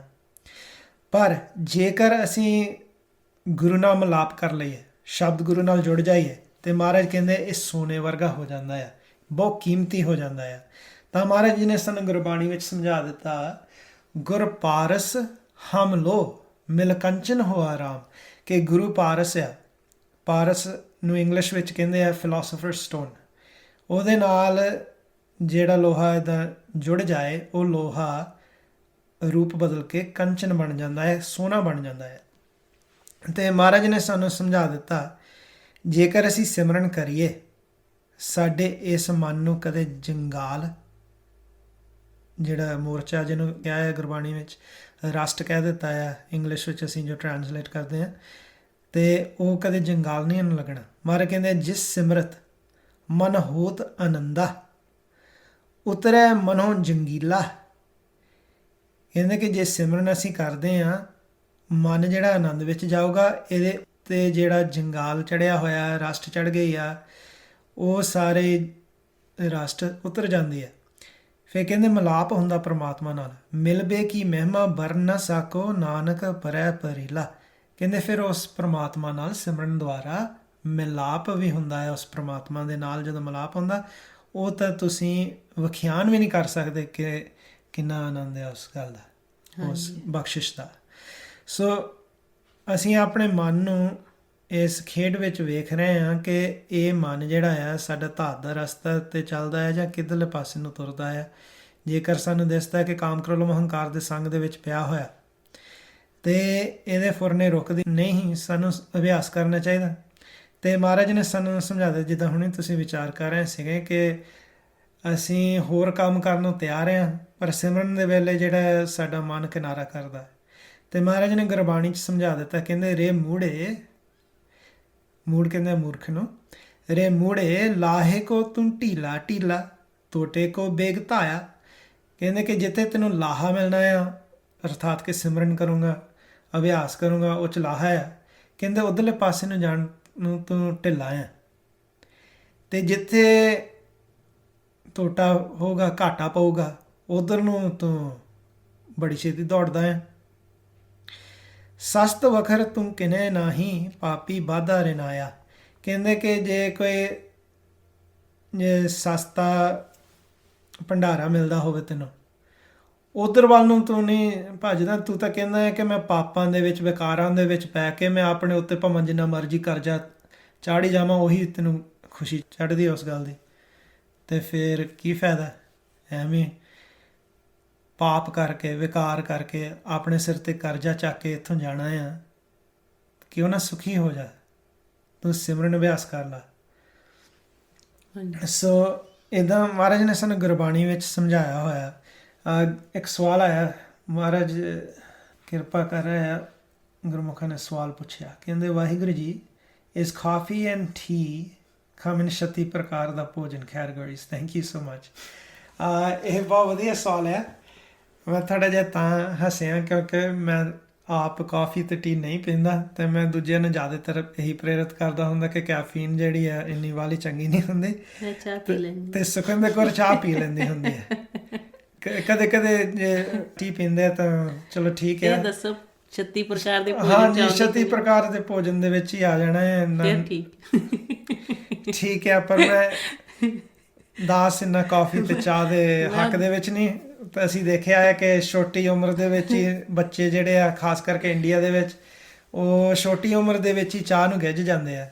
ਫਿਰ ਜਦੋਂ ਕਿਤੇ ਚਾਹ ਛੱਡਣੀ ਪਵੇ, ਫਿਰ ਸਿਰ ਦੁਖਦੇ ਆ। ਨਹੀਂ, ਛੱਡ ਲਈਦੀ ਆ। ਤੁਹਾਡੀ ਨਹੀਂ ਗੱਲ ਕਰ ਰਿਹਾ, ਮੈਂ ਆਮ ਸਾਂਝੀ ਗੱਲ ਕਰ ਰਿਹਾ ਹਾਂ। ਤੇ ਤਾਂ ਦਾਸ ਚਾਹ ਤੇ ਕਾਫੀ ਬਹੁਤ ਘੱਟ ਪੀਂਦਾ ਆ। ਜੇ ਚਾਹ ਪੀਂਦਾ ਤਾਂ ਅਸੀਂ ਗ੍ਰੀਨ ਟੀ ਪੀਂਦੇ ਹਾਂ ਭਾਈ। ਸੁਖਵਿੰਦਰ ਕੌਰ ਦੇਸੀ ਚਾਹ ਪੀ ਲੈਂਦੀ ਹੈ। ਸੋ ਹੈ ਤਾਂ 36 ਪ੍ਰਕਾਰ ਦੇ ਭੋਜਨ ਦੇ ਵਿੱਚ ਹੀ ਗਿਣਿਆ ਜਾਂਦਾ। ਸੋ ਮਹਾਰਾਜ ਕਿਰਪਾ ਕਰਦੇ। ਸੋ ਅਸੀਂ ਵਿਚਾਰ ਜੋ ਕਰ ਰਹੇ ਸੀ, ਮਹਾਰਾਜ ਨੇ ਦੱਸਿਆ ਹੋਇਆ ਗੁਰਬਾਣੀ ਵਿੱਚ ਕਿ ਜੇ ਤਾਂ ਅਸੀਂ ਗੁਰੂ ਨਾਲ ਜੁੜ ਜਾਂਦੇ, ਸਾਡਾ ਮਨ ਜਿਹੜਾ ਆ ਮਨੂਰ ਲੋਹਾ, ਘਟੀਆ ਤੋਂ ਘਟੀਆ ਲੋਹਾ ਜਿਹਨੂੰ ਜਗਾਲ ਲੱਗਾ ਹੋਇਆ ਆ, ਇਹ ਬਣ ਜਾਂਦਾ ਆ ਉਸ ਤੋਂ ਸੋਨੇ ਵਰਗਾ। ਅਤੇ ਫਿਰ ਮਹਾਰਾਜ ਨੇ ਇਹ ਵੀ ਦੱਸਿਆ ਹੋਇਆ, ਕਹਿੰਦੇ ਕਿ ਜੇ ਤੁਸੀਂ ਪਾਰਸ ਨਾਲ ਛੂਹੇ ਜਾਓ ਤੇ ਤੁਹਾਡਾ ਮਨ ਪਾਰਸ ਰੂਪ ਵੀ ਬਣ ਜਾਂਦਾ ਹੈ। ਮਹਾਰਾਜ ਨੇ ਸਾਨੂੰ ਸਮਝਾ ਦਿੱਤਾ ਗੁਰਬਾਣੀ ਵਿੱਚ, ਕਹਿੰਦੇ ਪਾਰਸ ਪਰਸੇ ਫਿਰ ਪਾਰਸ ਹੋਏ, ਹਰ ਜੀਓ ਆਪਣੀ ਕਿਰਪਾ ਧਾਰੇ। ਜੇ ਮਹਾਰਾਜ ਇੰਨੀ ਕਿਰਪਾ ਤੁਹਾਡੇ 'ਤੇ ਕਰ ਦੇਣ ਕਿ ਤੁਸੀਂ ਗੁਰੂ ਦੇ ਸ਼ਬਦ ਨਾਲ ਜੁੜ ਜਾਂਦੇ ਆ, ਸ਼ਬਦ ਗੁਰੂ ਨਾਲ ਜੁੜ ਗਏ, ਤੇ ਤੁਸੀਂ ਆਪ ਵੀ ਪਾਰਸ ਰੂਪ ਹੋ ਜਾਓਗੇ। ਅਰਥਾਤ ਕਿ ਤੁਸੀਂ ਦੂਜਿਆਂ ਦੇ ਮਨ ਵੀ ਫਿਰ ਬਦਲ ਸਕਦੇ ਆ। ਹਾਂਜੀ, ਜਿਵੇਂ ਆਪਾਂ ਗੁਰਬਾਣੀ ਰਾਹੀਂ ਵਿਚਾਰ ਕੀਤੀ ਸੀ ਕਿ ਮਨ ਨੂੰ ਦੇਖ ਸਕਦੇ ਹਾਂ। ਹੁਣ ਕਿਵੇਂ ਦੇਖ ਸਕਦੇ ਹਾਂ ਉਹ ਆਪਾਂ ਫਿਰ ਗੁਰਬਾਣੀ ਰਾਹੀਂ ਵਿਚਾਰ ਕਰ ਲੈਂਦੇ, ਜਿੰਨੀ ਦੇਰ ਕੋਈ ਸਵਾਲ ਨਹੀਂ ਆਉਂਦਾ। ਹਾਂਜੀ ਕਿਰਪਾ। ਹਾਂਜੀ, ਗੁਰੂ ਸਾਹਿਬ ਗੁਰਬਾਣੀ ਵਿੱਚ ਦੱਸਦੇ ਆ ਕਿ ਜਦੋਂ ਅਸੀਂ ਇਸ ਮਨ ਨੂੰ ਖੋਜਦੇ ਹਾਂ, ਇਸ ਮਨ ਨੂੰ ਅਸੀਂ ਦੇਖਦੇ ਹਾਂ, ਤੇ ਜਿਹੜਾ ਇਹ ਕਹਿੰਦੇ ਇਸ ਮਨ ਦਾ ਭੇਦ ਲੈ ਲੈਂਦਾ ਆ, ਉਹ ਮਾਲਕ ਦੇ ਵਿੱਚ ਸਮਾ ਜਾਂਦਾ। ਮਾਰੇ ਕਹਿੰਦੇ ਇਸ ਮਨ ਕਾ ਕੋਈ ਜਾਣੇ ਭਿਓ, ਇਹ ਮਨ ਲੀਨ ਭਏ ਸੁਖ ਦਿਓ। ਕਹਿੰਦੇ ਕਿ ਜਿਹੜਾ ਮਨ ਦਾ ਭੇਦ ਲੈ ਲੈਂਦਾ, ਉਹ ਮਨ ਪਰਮਾਤਮਾ ਦੇ ਵਿੱਚ ਸਮਾ ਜਾਂਦਾ। ਹੁਣ ਕਿਵੇਂ ਸਮਾਉਂਦਾ ਆ, ਉਹ ਆਪਾਂ ਜੋ ਭਗਤਾਂ ਨੇ, ਗੁਰੂ ਸਾਹਿਬਾਨ ਨੇ ਗੁਰਬਾਣੀ ਵਿੱਚ ਆਪਾਂ ਨੂੰ ਦੱਸਿਆ, ਜੋ ਪ੍ਰੈਕਟੀਕਲ ਆ, ਉਹ ਫਿਰ ਆਪਾਂ ਗੁਰਬਾਣੀ ਰਾਹੀਂ ਵਿਚਾਰ ਕਰਦੇ ਕਿ ਸਭ ਤੋਂ ਪਹਿਲਾਂ ਜਿਹੜਾ ਸਾਡਾ ਮਨ ਆ, ਸਾਨੂੰ ਸਮਝ ਆ ਗਈ ਗੁਰਬਾਣੀ ਰਾਹੀਂ ਕਿ ਅਸੀਂ ਮਨ ਨੂੰ ਵਿਚਾਰਾਂ ਤੋਂ ਰਹਿਤ ਕਰਨਾ। ਜਦੋਂ ਆਪਾਂ ਸ਼ਬਦ ਦੀ ਕਮਾਈ ਕਰਦੇ ਹਾਂ, ਮਾਰੇ ਕਹਿੰਦੇ ਸ਼ਬਦ ਮਰੇ ਤੇ ਸਦਾ ਆਨੰਦ, ਕਿ ਜਦੋਂ ਸ਼ਬਦ ਦੁਆਰਾ ਅਸੀਂ ਮਨ ਨੂੰ ਮਾਰ ਲੈਂਦੇ ਹਾਂ, ਇਹ ਆਨੰਦ ਵਿੱਚ ਚਲਾ ਜਾਂਦਾ। ਫਿਰ ਜਦੋਂ ਆਪਾਂ ਵਾਹਿਗੁਰੂ ਵਾਹਿਗੁਰੂ ਕਰਦੇ ਕਰਦੇ ਸਾਡਾ ਮਨ ਵਿਚਾਰਾਂ ਤੋਂ ਰਹਿਤ ਹੋ ਜਾਂਦਾ, ਸੁੰਨ ਦੇ ਵਿੱਚ ਚਲਾ ਜਾਂਦਾ। ਕਈ ਵਾਰੀ ਹੁੰਦਾ ਕਿ ਸੁੰਨ ਵਿੱਚ ਅਸੀਂ ਜਾਂਦੇ ਹਾਂ, ਸਾਨੂੰ ਇੱਧਰ ਦਾ ਪਤਾ ਨਹੀਂ ਲੱਗਦਾ, ਨਾ ਅੱਗੇ ਦਾ ਪਤਾ ਲੱਗਦਾ, ਅਸੀਂ ਸੋਚਦੇ ਹਾਂ ਕਿ ਅਸੀਂ ਤਾਂ ਸੌਂ ਗਏ ਸੀ, ਸੌਂ ਕੇ ਉੱਠ ਗਏ। ਪਰ ਜਿਹੜੀ ਨੀਂਦ ਸਾਨੂੰ ਉਸ ਟਾਈਮ ਆਈ ਸੀ ਸਿਮਰਨ ਕਰਦੇ ਹਾਂ, ਉਹਦੇ ਵਿੱਚ ਇਹ ਫਰਕ ਹੁੰਦਾ ਕਿ ਅਸੀਂ ਆਨੰਦ ਦੀ ਅਵਸਥਾ ਵਿੱਚ ਉੱਠਦੇ ਹਾਂ, ਕਿ ਸਾਡੇ ਮਨ ਵਿਚਾਰਾਂ ਤੋਂ ਰਹਿਤ ਹੋਇਆ। ਜਦੋਂ ਵਿਚਾਰਾਂ ਤੋਂ ਰਹਿਤ ਹੋਏ, ਜਿੱਥੇ ਫੁਰਨਾ ਨਹੀਂ ਉੱਥੇ ਸੌਖਿਆ, ਮਨ ਮੁਕਤ ਆ ਵਿਚਾਰ ਤੋਂ। ਫਿਰ ਕੀ ਹੁਣ, ਜਿਸ ਪਰਮਾਤਮਾ ਨੂੰ ਅਸੀਂ ਆਵਾਜ਼ ਦਿੰਦੇ ਆ, ਉਹ ਮਾਲਕ ਸਾਨੂੰ ਸੁਣਦੇ ਵੀ ਆ, ਦੇਖਦੇ ਵੀ ਆ। ਮਹਾਰਾਜ ਕਹਿੰਦੇ ਇਹ ਮਨ ਨੂੰ ਹੀ ਸਮਝਾਈ ਜਾਂਦੇ, ਸਾਡੇ ਮਨ ਨੂੰ ਵਾਰ-ਵਾਰ, ਇਹ ਮਨ ਮਤ ਜਾਣੇ ਹਰ ਦੂਰ ਹੈ, ਸਦਾ ਵੇਖੈ ਦੂਰ, ਸਦ ਸੁਣਦਾ ਸਦ ਵੇਖਦਾ, ਸ਼ਬਦ ਰਿਹਾ ਭਰਪੂਰ। ਕਿ ਮਾਲਕ ਹਰ ਜਗ੍ਹਾ ਮੌਜੂਦ ਆ। ਐਸੀ ਕੋਈ ਜਗ੍ਹਾ ਨਹੀਂ ਜਿੱਥੇ ਪਰਮਾਤਮਾ ਨਹੀਂ, ਤੇ ਐਸੀ ਕੋਈ ਜਗ੍ਹਾ ਨਹੀਂ ਜਿੱਥੇ ਉਸ ਦਾ ਨਾਮ ਨਹੀਂ। ਮਾਰੇ ਕਹਿੰਦੇ ਤੂੰ ਘਟ ਘਟ ਅੰਤਰ ਸਰਬ ਨਿਰੰਤਰ ਜੀ, ਹਰ ਏਕੋ ਪੁਰਖ ਸਮਾਨ। ਹਰ ਜਗ੍ਹਾ ਮਾਲਕ ਸਮਾਏ ਹੋਏ ਆ। ਤੇ ਜਿਹੜਾ ਨਾਮ ਆ, ਜੋ ਮਾਲਕ ਤੋਂ ਪ੍ਰਗਟ ਹੋਈ ਆਵਾਜ਼ ਆ, ਜਿਸ ਵਿੱਚ ਸਾਡੇ ਮਨ ਨੇ ਲੀਨ ਹੋਣਾ ਆ, ਮਾਲਕ ਦੇ ਸਨਮੁਖ ਹੋਣਾ, ਉਹ ਵੀ ਹਰ ਜਗ੍ਹਾ ਮੌਜੂਦ ਹੈ। ਪਰਮਾਤਮਾ ਸਾਨੂੰ ਦੇਖਦੇ ਆ, ਸੁਣਦੇ ਆ। ਹੁਣ ਜਦੋਂ ਅਸੀਂ ਮਾਲਕ ਨੂੰ ਆਵਾਜ਼ ਦਿੰਦੇ ਆ, ਆਵਾਜ਼ ਦੇ ਕੇ ਉਸ ਦਰ ਤੇ ਜਾਣਾ ਹੁੰਦਾ ਹੈ, ਜਿਹਨੂੰ ਮਾਰੇ ਕਹਿੰਦੇ ਸੋ ਦਰ ਤੇਰਾ ਕਿਹਾ, ਸੋ ਘਰ ਕਿਹਾ। ਕਿ ਉਹ ਕਿਹੋ ਜਿਹਾ ਦਰ ਆ, ਉਹ ਕਿਹੋ ਜਿਹਾ ਘਰ ਆ, ਜਿੱਥੇ ਬੈਠ ਕੇ ਮਾਲਕ ਸਾਰਿਆਂ ਦੀ ਪ੍ਰਤਿਪਾਲਨਾ ਕਰ ਰਿਹਾ। ਹੁਣ ਇਹ ਖੋਜ ਮਹਾਰਾਜ ਨੇ ਆਪਾਂ ਨੂੰ ਗੁਰਬਾਣੀ ਵਿੱਚ ਦੱਸੀ, ਤੇ ਭਗਤਾਂ ਨੇ, ਗੁਰੂ ਸਾਹਿਬਾਨ ਨੇ ਖੋਜਿਆ, ਤੇ ਉਹਨਾਂ ਨੇ ਆਪਾਂ ਨੂੰ ਭੇਦ ਦੇ ਦਿੱਤਾ। ਗੁਰਮੁਖਾਂ ਨੇ ਪ੍ਰੈਕਟੀਕਲ ਕਰਕੇ ਸਾਨੂੰ ਸਾਰਾ ਦੱਸ ਦਿੱਤਾ ਕਿ ਤੁਸੀਂ ਕਿਵੇਂ ਪ੍ਰੈਕਟੀਕਲ ਕਰਕੇ ਮਨ ਨੂੰ ਅੰਦਰੋਂ ਦੇਖਣਾ। ਫਿਰ ਜਦੋਂ ਆਪਾਂ ਵਾਰ-ਵਾਰ ਸੁਣਨ 'ਚ ਜਾਂਦੇ ਹਾਂ, ਜਿੱਥੇ ਸਾਨੂੰ ਮਾਲਕ ਦੀ ਆਵਾਜ਼ ਸੁਣਾਈ ਦਿੰਦੀ ਹੈ, ਜਿਹਨੂੰ ਮਹਾਰਾਜ ਗੁਰਬਾਣੀ ਵਿੱਚ ਦੱਸਦੇ ਆ, ਸੁਨ ਸਮਾਦ ਅਨਹਤੇ ਨਾਦ, ਕਹਿ ਨਾ ਜਾਈ ਅਚਰਜ ਬਿਸਮਾਦ। ਕਿ ਜਦੋਂ ਅਸੀਂ ਅਚਰਜ ਬਿਸਮਾਦ ਵਿੱਚ ਚਲੇ ਜਾਂਦੇ ਹਾਂ, ਕਹਿਣ ਤੋਂ ਬਾਹਰ ਹੋ ਜਾਂਦੀ ਹੈ, ਕਿਉਂਕਿ ਸਾਡਾ ਮਨ ਹੀ, ਕਿਉਂਕਿ ਜਦੋਂ ਹੁਣ ਆਪਾਂ ਦੁਨਿਆਵੀ ਤੌਰ 'ਤੇ ਵੀ ਕੋਈ ਵਿਚਾਰ ਲੈਂਦੇ, ਸਾਨੂੰ ਪਤਾ ਸੀ ਕੀ ਵਿਚਾਰ ਲੈ ਰਹੇ। ਇਸੇ ਤਰੀਕੇ ਨਾਲ ਜਦੋਂ ਅਸੀਂ ਪ੍ਰੈਕਟੀਕਲ ਅਭਿਆਸ ਕਰਦੇ, ਅਸੀਂ ਇਹ ਮਨ ਦੀ ਖੋਜ ਕਰ ਰਹੇ। ਸਾਡਾ ਮਨ ਜਦੋਂ ਵਿਚਾਰਾਂ ਤੋਂ ਰਹਿਤ ਹੁੰਦਾ ਤੇ ਉਸ ਮਾਲਕ ਦੀ ਆਵਾਜ਼ ਨੂੰ ਸੁਣਦਾ ਹੈ, ਜਿਸ ਨੂੰ ਅਸੀਂ ਆਵਾਜ਼ ਦੇ ਰਹੇ ਹਾਂ। ਉਹ ਸਾਨੂੰ ਸਾਰਿਆਂ ਨੂੰ ਆਵਾਜ਼ ਦੇ ਰਿਹਾ। ਫਿਰ ਮਹਾਰਾਜ ਗੁਰਬਾਣੀ ਵਿੱਚ ਦੱਸਦੇ ਆ ਕਿ ਜਦੋਂ ਆਪਾਂ ਫਿਰ ਆਵਾਜ਼ ਨੂੰ ਸੁਣਦੇ ਹਾਂ, ਸੁਣਦਿਆਂ ਉਹਦੇ ਵਿੱਚ ਸਮਾਉਣਾ ਹੁੰਦਾ, ਜਿਹਨੂੰ ਮਹਾਰਾਜ ਕਹਿੰਦੇ ਹਰ ਜਨ ਹਰ ਹਰ ਨਾਮ ਸਮਾਣੇ, ਦੁੱਖ ਜਨਮ ਮਰਨ ਭਵ ਖੰਡਾ ਹੈ। ਕਿ ਜਿਹੜਾ ਦੁੱਖ ਸਾਨੂੰ ਲੱਗਾ ਹੈ, ਵੇਖੋ ਜਦੋਂ ਅਸੀਂ ਨਾਮ ਸਵਾਂਝ ਮਾਰੇ, ਕਹਿੰਦੇ ਦੁੱਖ ਹੀ ਖਤਮ ਹੋ ਜਾਂਦਾ ਤੁਹਾਡਾ। ਇਹ ਸਭ ਤੋਂ ਵੱਡਾ ਜਨਮ ਮਰਨ ਦਾ ਵਾਰ-ਵਾਰ ਅਸੀਂ ਆਉਣੇ ਜਾਂਦੇ ਹਾਂ, ਇਹ ਦੁੱਖ ਆ, ਤੇ ਇਹ ਖਤਮ ਹੋ ਜਾਂਦਾ। ਤੇ ਮਹਾਰਾਜ ਕਹਿੰਦੇ ਹਰੀ ਦੇ ਨਾਮੇ ਸਵਾ ਕੇ ਫਿਰ ਸਾਡੇ ਜਿਹੜੇ ਮਨ ਦੀ ਸਾਨੂੰ ਖੋਜ ਮਹਾਰਾਜ ਨੇ ਦੱਸੀ, ਉਹਦੀ ਪਹਿਚਾਣ ਹੁੰਦੀ, ਜਿਹਨੂੰ ਮਹਾਰਾਜ ਕਹਿੰਦੇ ਨਿਸ ਦਾਮਨ ਜੋ ਚਮਕ ਚਦਾਇਣ, ਦੇਖੇ ਐਨਸ ਜੋਤ ਨਿਰੰਤਰ ਪੇਖੇ। ਕਿ ਸਾਡਾ ਜਿਹੜਾ ਮਨ ਪ੍ਰਕਾਸ਼ ਰੂਪ ਆ, ਮਹਾਰਾਜ ਕਹਿੰਦੇ ਮਨ ਤੋਂ ਜੋਤ ਸਰੂਪ ਹੈ, ਆਪਣਾ ਮੂਲ ਪਛਾਣ। ਕਿ ਜਿਹੜਾ ਸਾਡਾ ਮਨ ਆ, ਇਹ ਜੋਤ ਸਰੂਪ ਆ। ਜੋਤ ਕਹਿੰਦੇ ਪ੍ਰਕਾਸ਼ ਨੂੰ, ਪ੍ਰਕਾਸ਼ ਮਾਣਿਆ। ਅਸੀਂ ਆਪਣੇ ਮੂਲ ਦੀ ਪਹਿਚਾਣ ਕਰਨੀ। ਤੇ ਜਿਹੜੇ ਮਹਾਰਾਜ ਕਹਿੰਦੇ ਮਨ ਦਾ ਭੇਦ ਲੈ ਲੈਂਦਾ ਆ, ਇਸ ਮਨ ਕਾ ਕੋਈ ਜਾਣੇ ਪਿਓ। ਕਿ ਪਤਾ ਲੱਗ ਗਿਆ ਗੁਰਬਾਣੀ ਦੁਆਰਾ ਕਿ ਜਿਹੜਾ ਸਾਡਾ ਮਨ ਆ, ਉਹ ਜੋਤ ਸਰੂਪ ਆ, ਤੇ ਪਰਮਾਤਮਾ ਵੀ ਜੋਤ ਸਰੂਪ ਆ। ਜਦੋਂ ਭੇਦ ਆ ਗਿਆ ਕਿ ਸਾਡਾ ਮਨ ਜੋਤ ਸਰੂਪ ਆ, ਜਦੋਂ ਅਸੀਂ ਆਪਣੇ ਮਨ ਨੂੰ ਅੰਤਰਗਤ ਦੇਖ ਰਿਹਾ, ਜਿਹੜੇ ਸਾਡੇ ਮਨ ਦਾ ਪ੍ਰਕਾਸ਼ ਹੈ, ਉਹ ਗੁਰਬਾਣੀ 'ਚ ਆਪਾਂ ਨੂੰ ਦੱਸਿਆ, ਇਹ ਮਨ ਸਾਡਾ ਆਤਮਿਕ ਰੂਪ ਹੋ ਜਾਂਦਾ। ਜਿੱਦਾਂ ਹੁਣ ਅਸੀਂ ਮਨ ਦੀ ਗੱਲ ਕਰ ਰਹੇ ਹਾਂ, ਵਿਚਾਰ ਆ ਰਿਹਾ, ਫੁਰਨਾ ਅਸੀਂ ਰੋਕਦੇ ਹਾਂ, ਤੇ ਅਸੀਂ ਸੁਣਨ ਵਿੱਚ ਜਾਂਦੇ ਹਾਂ, ਸਾਨੂੰ ਆਨੰਦ ਆਉਂਦਾ ਹੈ, ਉਹ ਸਾਡੇ ਮਨ ਨੂੰ ਆਨੰਦ ਆਉਂਦਾ। ਤੇ ਮਹਾਰਾਜ ਨੇ ਆਪਾਂ ਨੂੰ ਫਿਰ ਦੱਸਿਆ ਕਿ ਜਦੋਂ ਫਿਰ ਅਭਿਆਸ ਹੈ, ਪ੍ਰੈਕਟੀਕਲ ਅਭਿਆਸ ਹੈ। ਕਈ ਵਾਰੀ ਹੁੰਦਾ ਕਰਦਿਆਂ ਕਰਦਿਆਂ ਤੁਸੀਂ ਇੱਦਾਂ ਸੁਣਨ 'ਚ ਚਲੇ ਜਾਂਦੇ, ਤੁਹਾਨੂੰ ਇੱਦਾਂ ਪ੍ਰਕਾਸ਼ ਹੁੰਦਾ ਹੈ। ਅਤੇ ਮਹਾਰਾਜ ਦੱਸਦੇ ਆ ਕਿ ਉਹ ਸਾਡਾ ਆਤਮਿਕ ਪ੍ਰਕਾਸ਼ ਹੈ, ਕਿਉਂਕਿ ਜਿਹੜਾ ਸਾਡਾ ਮਨ ਹੈ ਇਹ ਆਤਮਿਕ ਰੂਪ ਹੋ ਜਾਂਦਾ ਹੈ। ਅਤੇ ਜਦੋਂ ਸਾਡਾ ਮਨ ਆਤਮਿਕ ਰੂਪ ਹੁੰਦਾ ਫਿਰ ਸਾਨੂੰ ਪਰਮਾਤਮਾ ਦੀ ਸੋਝੀ ਆਉਂਦੀ। ਮਹਾਰਾਜ ਕਹਿੰਦੇ ਸੱਚ ਤਾਂ ਪਰ ਜਾਣੀਏ, ਸੱਚ ਕਿਹਾ ਪਰਮਾਤਮਾ ਨੂੰ, ਕਹਿੰਦੇ ਸੱਚ ਤਾਂ ਪਰ ਜਾਣੀਏ ਜਾਂ ਆਤਮ ਤੀਰਥ ਕਰੈ ਨਿਵਾਸ। ਅਤੇ ਜਦੋਂ ਫਿਰ ਉਸ ਅਵਸਥਾ 'ਚ ਮਨ ਜਾਂਦਾ ਉਦੋਂ ਫਿਰ ਅਸੀਂ ਦੇਖਦੇ ਹੁੰਦੇ ਹਾਂ ਅੰਦਰੋਂ ਪ੍ਰਕਾਸ਼ ਨੂੰ, ਜਿਹਨੂੰ ਮਹਾਰਾਜ ਕਹਿੰਦੇ ਨਿਸ ਦਾਮਨ ਜੋ ਚਮਕ ਚਦਾਇਨ ਦੇਖੇ ਅਹਨਸ ਜੋਤ ਨਿਰੰਤਰ ਭੇਖੇ, ਕਿ ਉਹ ਜੋਤ ਪ੍ਰਕਾਸ਼ ਅਸੀਂ ਆਪਣੇ ਅੰਦਰ ਦੇਖਦੇ ਹਾਂ। ਹਾਂਜੀ, ਬਹੁਤ ਵਧੀਆ ਪ੍ਰੈਕਟੀਕਲ ਤੌਰ ਤੇ। ਸੋ ਜਿਨ੍ਹਾਂ ਨੂੰ ਨਹੀਂ ਵੀ ਸਮਝ ਹਜੇ ਲੱਗੀ, ਜੋ ਸ਼ਬਦ ਵਿੱਚ ਮਹਾਰਾਜ ਨੇ ਸਮਝਾਇਆ ਹੈ ਕਿ ਚੰਦਰਮਾ ਦੀ ਰੋਸ਼ਨੀ ਦੀ ਨਿਆਈ ਦਾ ਅੰਤਰਗਤ ਪ੍ਰਕਾਸ਼ ਦਿਸਦਾ ਮਨ ਦਾ, ਜਦੋਂ ਅਸੀਂ ਮਨ ਦੇ ਦਰਸ਼ਨ ਕਰਦੇ ਹਾਂ। ਗੁਰਬਾਣੀ ਵਿੱਚ ਹੋਰਨਾਂ ਸ਼ਬਦਾਂ ਦੇ ਵਿੱਚ ਵੀ ਸਮਝਾਇਆ ਹੋਇਆ ਕਿ ਇੱਕ ਤਾਂ ਚੰਦਰਮਾ ਦੀ ਰੋਸ਼ਨੀ, ਫਿਰ ਬਿਜਲੀ ਦੀ ਚਮਕ, ਹਾਂਜੀ, ਉਹਦੀ ਵੀ ਗੱਲ ਕੀਤੀ ਹੋਈ ਹੈ ਗੁਰਬਾਣੀ ਦੇ ਵਿੱਚ। ਇਸ ਤਰੀਕੇ ਨਾਲ ਆਤਮਿਕ ਪ੍ਰਕਾਸ਼ ਅੰਤਰਗਤ ਹੁੰਦਾ ਹੈ। ਇਹ ਸੀ ਜਦੋਂ ਆਪਾਂ ਪ੍ਰੈਕਟੀਕਲ ਕਰਦੇ ਹਾਂ, ਵਾਹਿਗੁਰੂ ਕਿਰਪਾ ਕਰਦੇ ਆ, ਬਖਸ਼ਿਸ਼ ਕਰਦੇ ਆ। ਸਹਿਜ ਸੁਭਾਈ ਕਈ ਵਾਰੀ ਹੁੰਦਾ ਜਦੋਂ ਤੁਸੀਂ ਅਭਿਆਸ ਕਰਦੇ ਆ, ਸੁਣਨ ਵਿੱਚ ਸਹਿਜ ਵਿੱਚ ਜਾਂਦੇ ਆ, ਤੁਹਾਨੂੰ ਹੁੰਦਾ ਕਿ ਅਸੀਂ ਤਾਂ ਜਾਗਦੇ ਸੀ, ਉਸ ਅਵਸਥਾ 'ਤੇ ਮਨ ਚਲਾ ਜਾਂਦਾ, ਕਿਉਂਕਿ ਉੱਥੇ ਜਾਗਣ ਲੱਗ ਪੈਂਦਾ ਸ਼ਬਦ ਦੁਆਰਾ। ਧੁਨ ਉਪਜੇ ਸ਼ਬਦ ਜਗਾਇਆ। ਅੱਜ ਸਵੇਰੇ ਕਿਸੇ ਬੇਟੀ ਦਾ ਵੀ ਸਵਾਲ ਆਇਆ ਸੀ, ਉਹ ਕਹਿੰਦੀ ਸੀ ਕਿ ਜਦੋਂ ਉਹ ਸੁਣਨ 'ਚ ਜਾਂਦੀ ਆ ਤਾਂ ਉਹਨੂੰ ਇੱਦਾਂ ਘੁੰਗਰੂਆਂ ਦੀ ਆਵਾਜ਼, ਤਬਲੇ ਦੀ ਆਵਾਜ਼ ਆਉਂਦੀ ਆ। ਉਹ ਕਹਿੰਦੀ ਕਿ ਸੁਪਨਾ ਆ ਜਾਂਦਾ ਮੈਨੂੰ, ਫਿਰ ਇੱਦਾਂ ਆਵਾਜ਼ਾਂ ਚੱਲਦੀਆਂ, ਪਰ ਜਾਗਦੇ ਨਹੀਂ, ਕੁਛ ਵੀ ਹੁੰਦਾ। ਇਹੀ ਆਪਾਂ ਉਸ ਅਵਸਥਾ 'ਤੇ ਜਾਣਾ ਹੈ ਜਿੱਥੇ ਸਾਡਾ ਮਨ ਸੁਣਨ ਵਿੱਚ ਜਾ ਕੇ ਸੁਣੇ।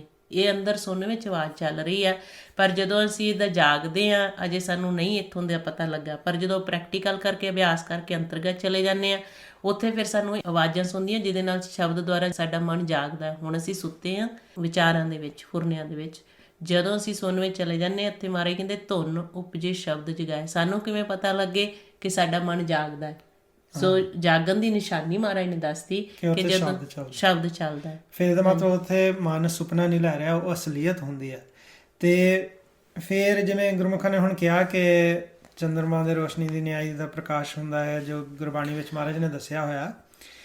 ਮਹਾਰਾਜ ਫਿਰ ਸਾਨੂੰ ਗੁਰਬਾਣੀ 'ਚ ਦੱਸਦੇ ਆ ਕਿ ਉਹ ਜਦੋਂ ਪ੍ਰਕਾਸ਼, ਆਤਮਿਕ ਪ੍ਰਕਾਸ਼, ਆਤਮਾ ਦਾ ਸਿੱਧਾ ਹੀ ਸੰਪਰਕ ਹੈ ਪ੍ਰਮਾਤਮਾ ਦੇ ਨਾਲ। ਜਦੋਂ ਮਹਾਰਾਜ ਦੱਸਦੇ ਆ ਇਹਦਾ ਗੁਰਬਾਣੀ ਦੇ ਵਿੱਚ ਕਿ ਜੇ ਅਸੀਂ ਆਤਮਾ ਨੂੰ ਚੀਨ ਲੈਂਦੇ ਹਾਂ, ਆਤਮ ਚੀਨਿਆ ਪ੍ਰਮਾਤਮਾ ਸੋਈ, ਕਿ ਅਸੀਂ ਪ੍ਰਮਾਤਮਾ ਦੇ ਵਿੱਚ ਹੀ ਲੀਨ ਹੋ ਜਾਂਦੇ ਹਾਂ, ਉਹਦਾ ਰੂਪ ਬਣ ਜਾਂਦੇ ਹਾਂ। ਜਦੋਂ ਅਸੀਂ ਆਤਮਿਕ ਰੂਪ ਹੋ ਜਾਂਦੇ ਹਾਂ, ਆਤਮਾ ਦੇ ਆਰਾਧਨਾ ਕਰਦੇ ਹਾਂ, ਅਰਥਾਤ ਆਤਮਿਕ ਸਰੂਪ ਦੇ ਵਿੱਚ ਧਿਆਨ ਲਾ ਲਿਆ। ਤੇ ਮਹਾਰਾਜ ਸਾਨੂੰ ਫਿਰ ਦੱਸਦੇ ਆ ਗੁਰਬਾਣੀ ਦੇ ਵਿੱਚ, ਕਹਿੰਦੇ ਐਸੀ ਸਟੇਜ ਆਉਂਦੀ ਆ ਜਿੱਥੇ ਆਤਮਾ ਜਾ ਕੇ ਪ੍ਰਮਾਤਮਾ ਦੇ ਵਿੱਚ ਲੀਨ ਹੁੰਦੀ ਆ, ਤੇ ਫਿਰ ਪ੍ਰਕਾਸ਼ ਹੋਰ ਵੀ ਜ਼ਿਆਦਾ ਹੋ ਜਾਂਦਾ ਆ। ਫਿਰ ਉਹਦੀ ਕੰਪੈਰੀਸਨ ਕੀਤੀ ਹੋਈ ਹੈ ਸੂਰਜ ਦੇ ਨਾਲ।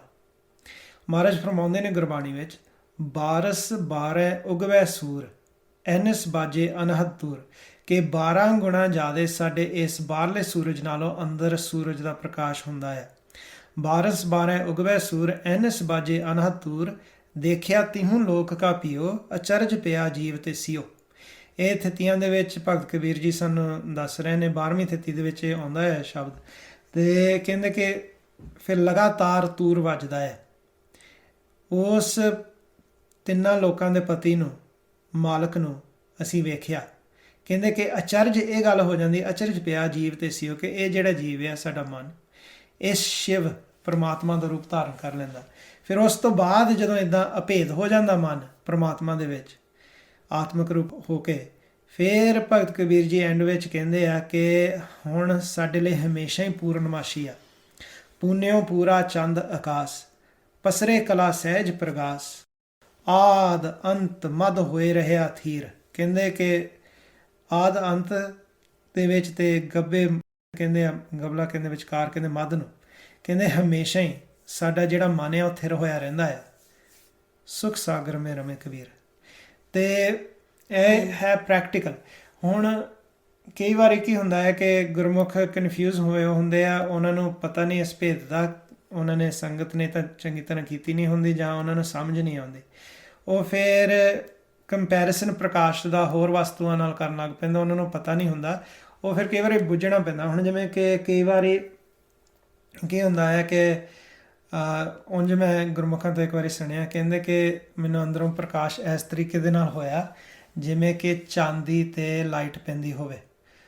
ਉਹ ਫਿਰ ਆਪਣੇ ਦੱਸਣ ਦਾ ਹਿਸਾਬ ਹੁੰਦਾ ਆ।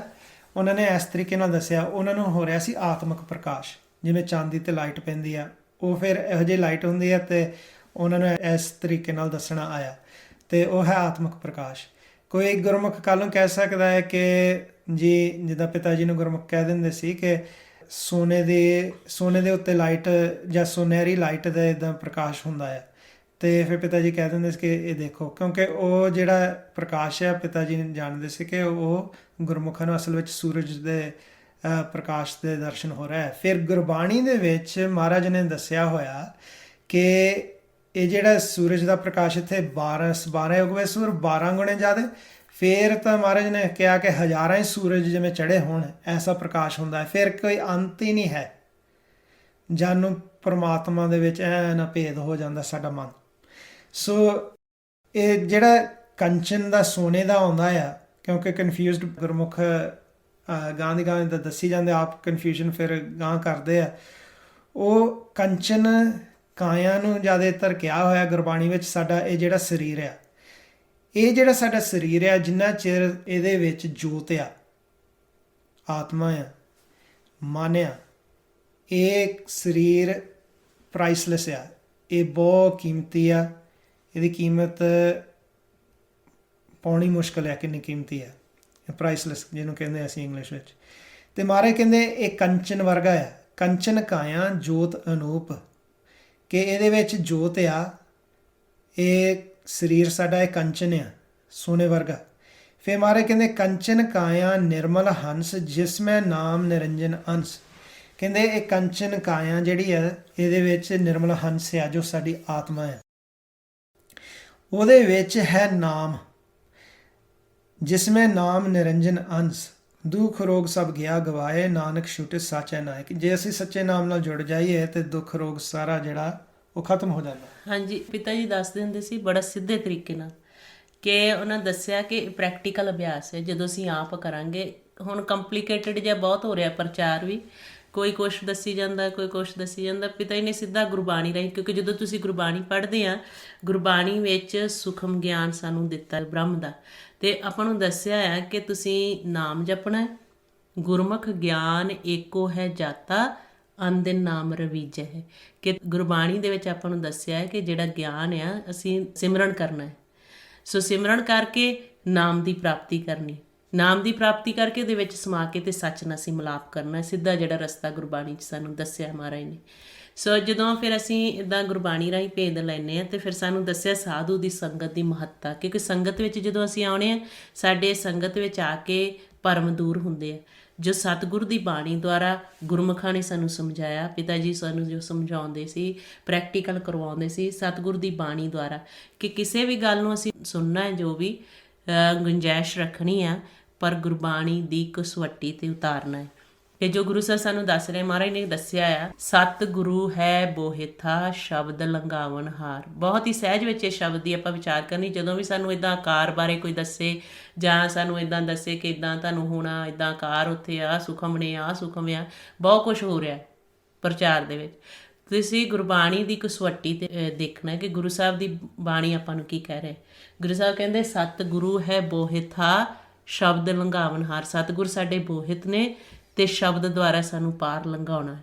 ਸਤਿਗੁਰੂ ਹੈ ਬੋਹਿਥਾ ਸ਼ਬਦ ਲੰਘਾਵਣ ਹਾਰ, ਤਿੱਥੇ ਪਵਨ ਨਾ ਪਾਵਕੋ, ਨਾ ਜਲ ਨਾ ਆਕਾਰ।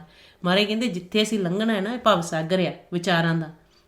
ਜਿੱਥੋਂ ਅਸੀਂ ਲੰਘਣਾ, ਤੇ ਨਾ ਪੌਣਿਆ, ਨਾ ਪਾਣੀ ਆ, ਨਾ ਅਗਣਿਆ, ਤੇ ਨਾ ਹੀ ਕੋਈ ਆਕਾਰ ਆ। ਗੁਰੂ ਸਾਹਿਬ ਨੇ ਦੱਸਿਆ ਆਪਾਂ ਨੂੰ, ਨਾ ਜਲ ਨਾ ਆਕਾਰ।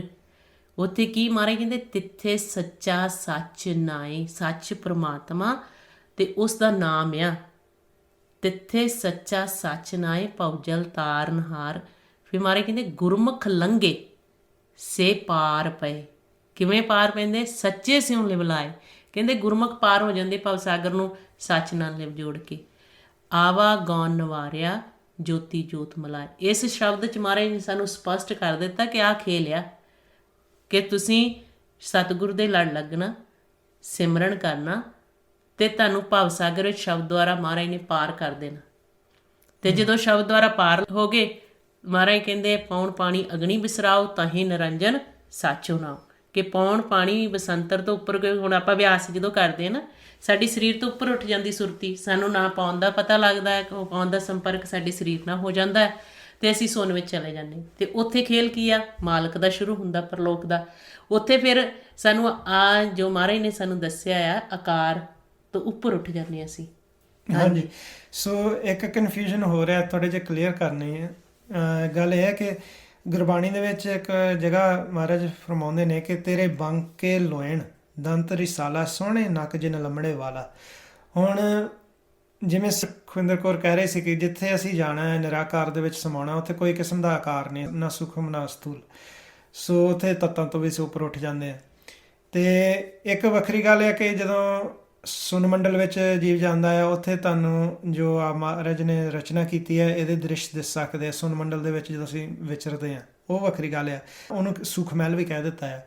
ਅਸੀਂ ਸੁਖ ਮਹਿਲ ਤੋਂ ਵੀ ਗਾਂਹ ਜਾਣਾ ਹੈ, ਜਿੱਥੇ ਅਸੀਂ ਸੱਚੇ ਮਹਿਲ ਦੇ ਵਿੱਚ ਚਲੇ ਜਾਂਦੇ। ਸੱਚੇ ਮਹਿਲ ਨਿਵਾਸ ਨਿਰੰਤਰ ਆਵਣ ਜਾਣ ਚੁਕਾਇਆ, ਨਾ ਮਨ ਚੱਲੇ ਨਾ ਪੌਣ ਅਡਾਏ, ਕਿ ਉੱਥੋਂ ਮਨ ਚੱਲ ਕੇ ਉੱਠਦਾ ਨਹੀਂ, ਨਾ ਪੌਣ ਉਹਨੂੰ ਉਡਾ ਕੇ ਲਿਜਾ ਸਕਦੇ ਉੱਥੋਂ।